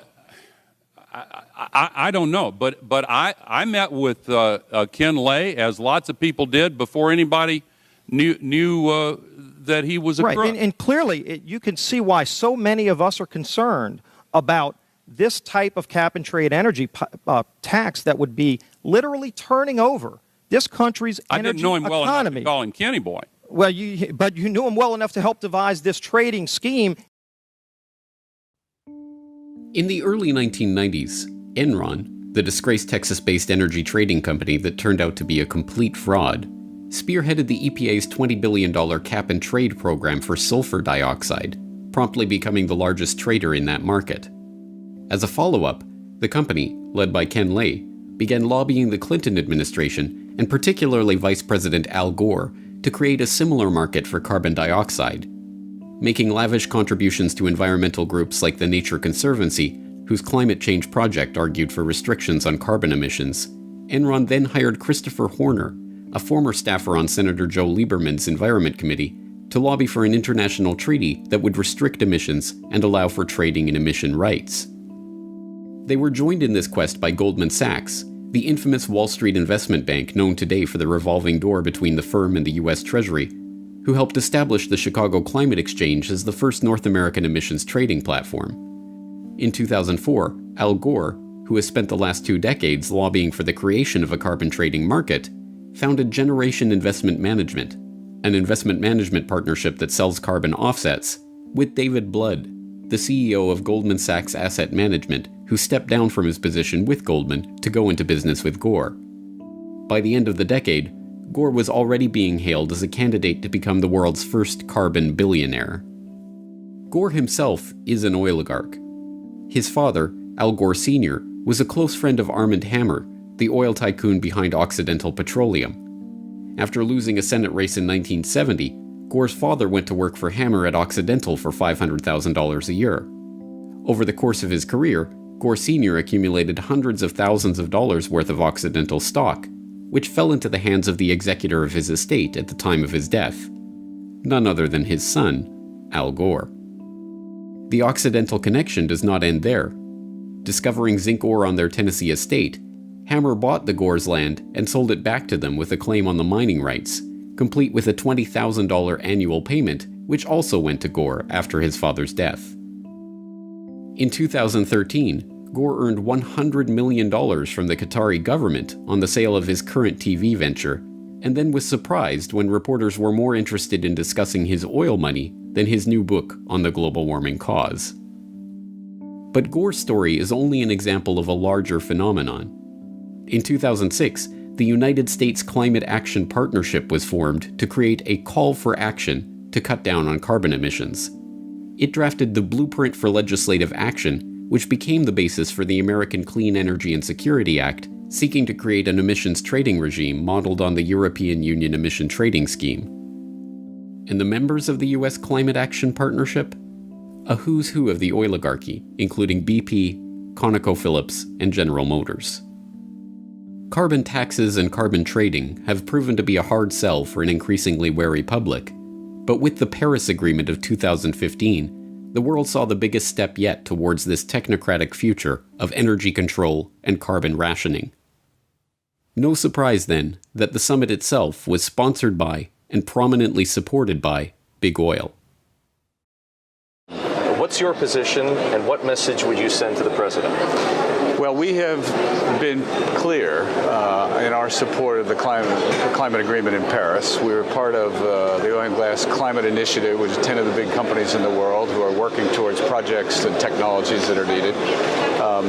I think we all want to know how the formula will work, but I think the concept of Paris needs to stay in everybody's mind on the issues of we've got to transition the world to a lower carbon forms of energy. I have no doubt it will happen. Yes, I think that what happened in Paris is very, very important. And Mr. Ban Ki-moon underlined that yesterday, that is important not only for the planet, not only for our citizens, not only for our children, it is important for the business. But using energy as the new metric of value for the post-carbon economy is just one element of the neo-technocratic vision. When Hubbert wrote his Technocracy study course, he made it clear that technocracy could not come to fruition without 24/7 surveillance of all energy usage and a continuous stream of data about all goods being produced by and consumed by society. But whereas in the 1930s such a system must have seemed like a delusional flight of fancy, today it is already being implemented. By now, you may have heard the term Internet of Things. Sounds interesting, but what does the Internet of Things actually mean? IoT is an evolution of mobile, home, and embedded applications that are being connected to the Internet, integrating greater compute capabilities and using data analytics to extract meaningful information. Billions of devices will be connected to the Internet, and soon, hundreds of billions of devices. As related devices connect with each other, they can become an intelligent system of systems. And when these intelligent devices and systems of systems share data over the cloud and analyze it, they can transform our businesses, our lives, and our world in countless ways. Why create a smart city? Well, smart cities are more responsive to citizens, and they help reduce environmental impact. They're more cost-effective and they're safer. Smart cities make people happier and more connected to their community. Cities are becoming increasingly instrumented. Sensors that enable the capture of all sorts of data are being integrated across city systems, providing critical information on city activity and operations. Sensors on a bridge transmit data on its physical condition. A camera on a freeway relays traffic flow, and digital meters record water and energy usage in real time. Mobile and social channels enable local governments and citizens to communicate with each other, creating yet another source of useful data. Advanced analytics can now readily identify trends and patterns within these massive amounts of data. Information can be integrated, gathered and shared via dashboards, visualizations, and alerts to facilitate understanding and collaboration across systems, agencies, and groups. This department store in Bundang has introduced a new way to shop. With its smart shopper system, customers pick up a small scanner and tag the items they want to buy. It eliminates the hassle of having to carry heavy items in a shopping basket, not to mention the hassle of having to get them home. After you pay for the items at an automated kiosk, the goods are delivered right to your home. Before, I had to wait in long lines at the checkout, but now I can use the smart shopper system to pay. It's really quite convenient. Aside from their convenience to shoppers, the system also helps stores gather data about their customers' shopping habits. The smart home communicates with the grid and enables consumers to manage their electricity usage. By measuring a home's electricity consumption more frequently through a smart meter, utilities can provide their customer with much better information to manage their electricity bills. Inside the smart home, a home area network, or HAN, connects smart appliances, thermostats, and other electric devices to an energy management system. With the smart meters, they'll be able to tell exactly what's going on in your home at down to the microsecond, based upon 24/7 communication with all of your appliances, which will also in the future, if this goes through fully and if there's not a public backlash, all of your appliances will need to have a wireless transmitter on them, and they'll need to be, certified under some smart, program. So this means that not only, just stepping aside from one moment to the health issue, this means that not only is your smart meter emitting on average of 13,000 microwave pulses per day, but every one of your appliances is going to be doing the same thing because it will be needed to be communicating with the smart meter itself. So that is a serious concern. We'll get into that a little bit later. But as far as the privacy issue, just diving right in, the current CIA director, David Petraeus, was quoted as saying, "We're going to use smart appliances to spy on you."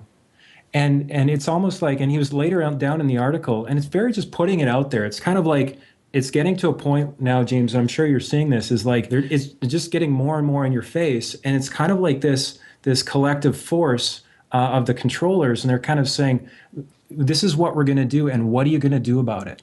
So they're almost challenging us in a sort of, schoolhouse bully sort of way. What are you going to do about it? Once again, we are being asked to believe that the vested corporate interests that are rolling these technologies out in a coordinated fashion are doing so for the benefit of the public. That this technology is to help save the Earth. And once again, we are being duped. The technocratic agenda is not about saving the Earth. It is not about helping the public. It is not even about making money. It is about complete control over every aspect of our daily life. So there's two levels, and the way I look at technocracy, there's two levels operating at the same time. There's the operational side of it that has to do with things like smart grid, that have to do with things like various technocratic innovations. Surveillance is another big hot button for technocracy. These are operational issues. From a strategic point of view, which is where the Rockefeller type people operate, it's a different view of where it's headed. On an operational level, it's headed towards scientific dictatorship. And you don't have to be a visionary to figure that one out, anymore. You don't. It's there.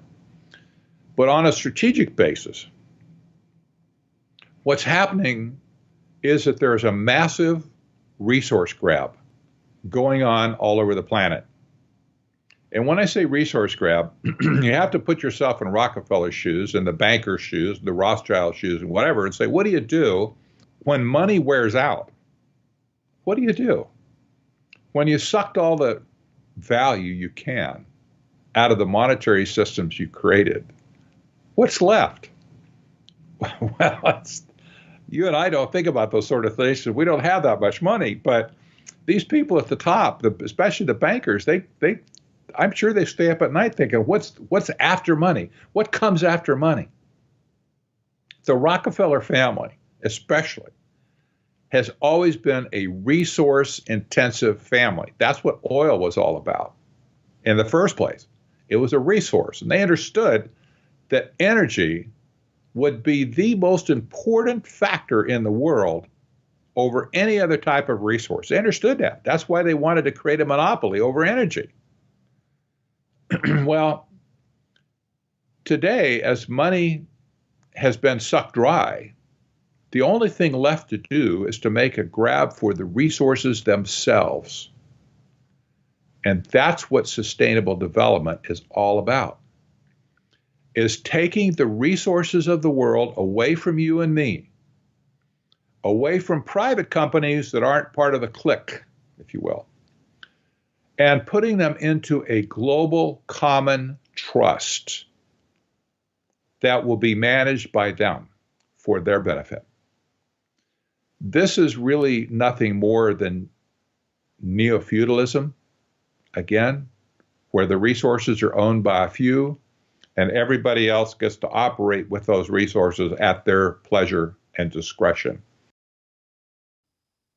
The technocrats and the functionaries of this agenda, like Hubbard and his colleagues in Technocracy Inc., pioneered this idea because they believed that they, the technocrats and engineers, would be able to solve the world's problems. But the oligarchs and bankers who funded their ideas into existence did so because it would help them to become the rulers of a system so perfectly crafted that no resource, no commodity, no person would be beyond their control. And now, in the 21st century, that technocratic vision is coming into view. And it is being helped along by a public that believes the post-carbon future represents the end of the oligarchy. They couldn't be more wrong.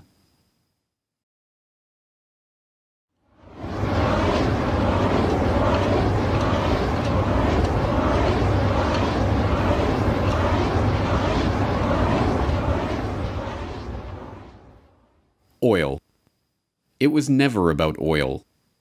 It was about control. Control over energy and production and consumption. Control over the world's resources. Control over the population. Control over humanity itself. Every other thing that the elite put forward is nothing more than a pretext for what they've been after since the beginning. So as I cover in Tragedy and Hope 101, I discuss this concept of the elite seeking to rule all habitable portions of the world.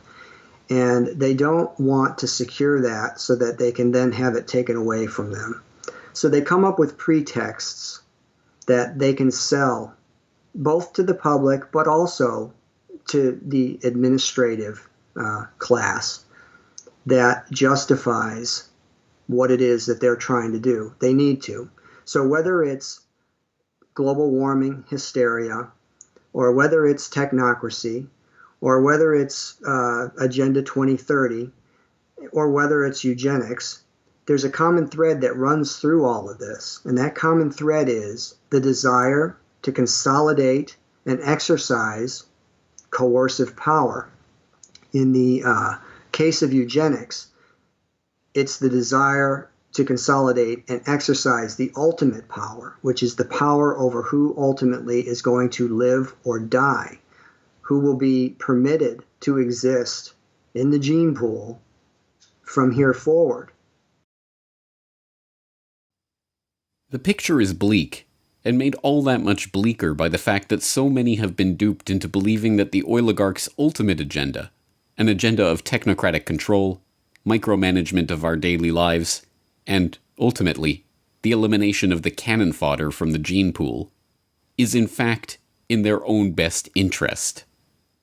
The oligarchs, shielded behind their smokescreen of sustainable development and post-carbon economy, are closer than ever before to achieving their true goal of total control. But if the people perish from lack of knowledge of this agenda, then understanding is the first step toward the solution. It's hard to fight an enemy that you don't recognize or can't see. That's the biggest problem in the world today, in my opinion, is that people have no visibility whatsoever of this issue. They've covered their tracks so well that nobody can see them. How can you fight an enemy that you don't know? I think the famous Chinese general Sun Tzu brought that up hundreds of years ago. You can't fight an enemy that you don't know. First, we have to recognize who the enemy is. Well, big oil conquered the world because monopolization of all resources on the planet is the goal. And to get to that goal, you have to monopolize the energy aspects of people around the planet, but you also have to control the food, the actual energy for the human beings whose energy you want to control. If you control those two aspects, the green revolution and the gene revolution, then you're able to control the entire planet, every resource on it, and basically extinguish freedom for the rest of history. So how big oil conquered the world was already done in the movie. Why big oil conquered the world has to do with the complexities of controlling populations, not for money, because these are the people that print money out of nothing and charge us for it. So really, it's a study of power. So why did they want to do this to the rest of us? Because they could, and because we were tolerant so far and haven't resisted enough to make it stop. So that's where we find ourselves today, becoming informed on the history so that we can actually plot our course in the future to map or chart out a course and actually get to some place that resembles cognitive liberty and physical freedom and justice for all. Big oil, big pharma, genetic engineering, the green revolution, the environmental movement, eugenics, technocracy. Not one person in 1,000 can detail the historical development of these ideas or the people and the agenda that connects them. But if you have watched this documentary, you are now that one person in 1,000. The question is, what are you going to do with this information? As the oligarchs' quest for total control comes into view, it's difficult to remember that it all started a century and a half ago with Devil Bill Rockefeller, a 2-bit snake oil salesman always on the run from the last group of marks he managed to con. In a way, nothing has changed but the scope of the con and the number of marks who have fallen for the routine. But now that you know the snake oil that is being fed to the public, the only question that matters is, are you going to drink it? Down in Pennsylvania, there is plenty oil, they say, petroleum, we must all have some. The oil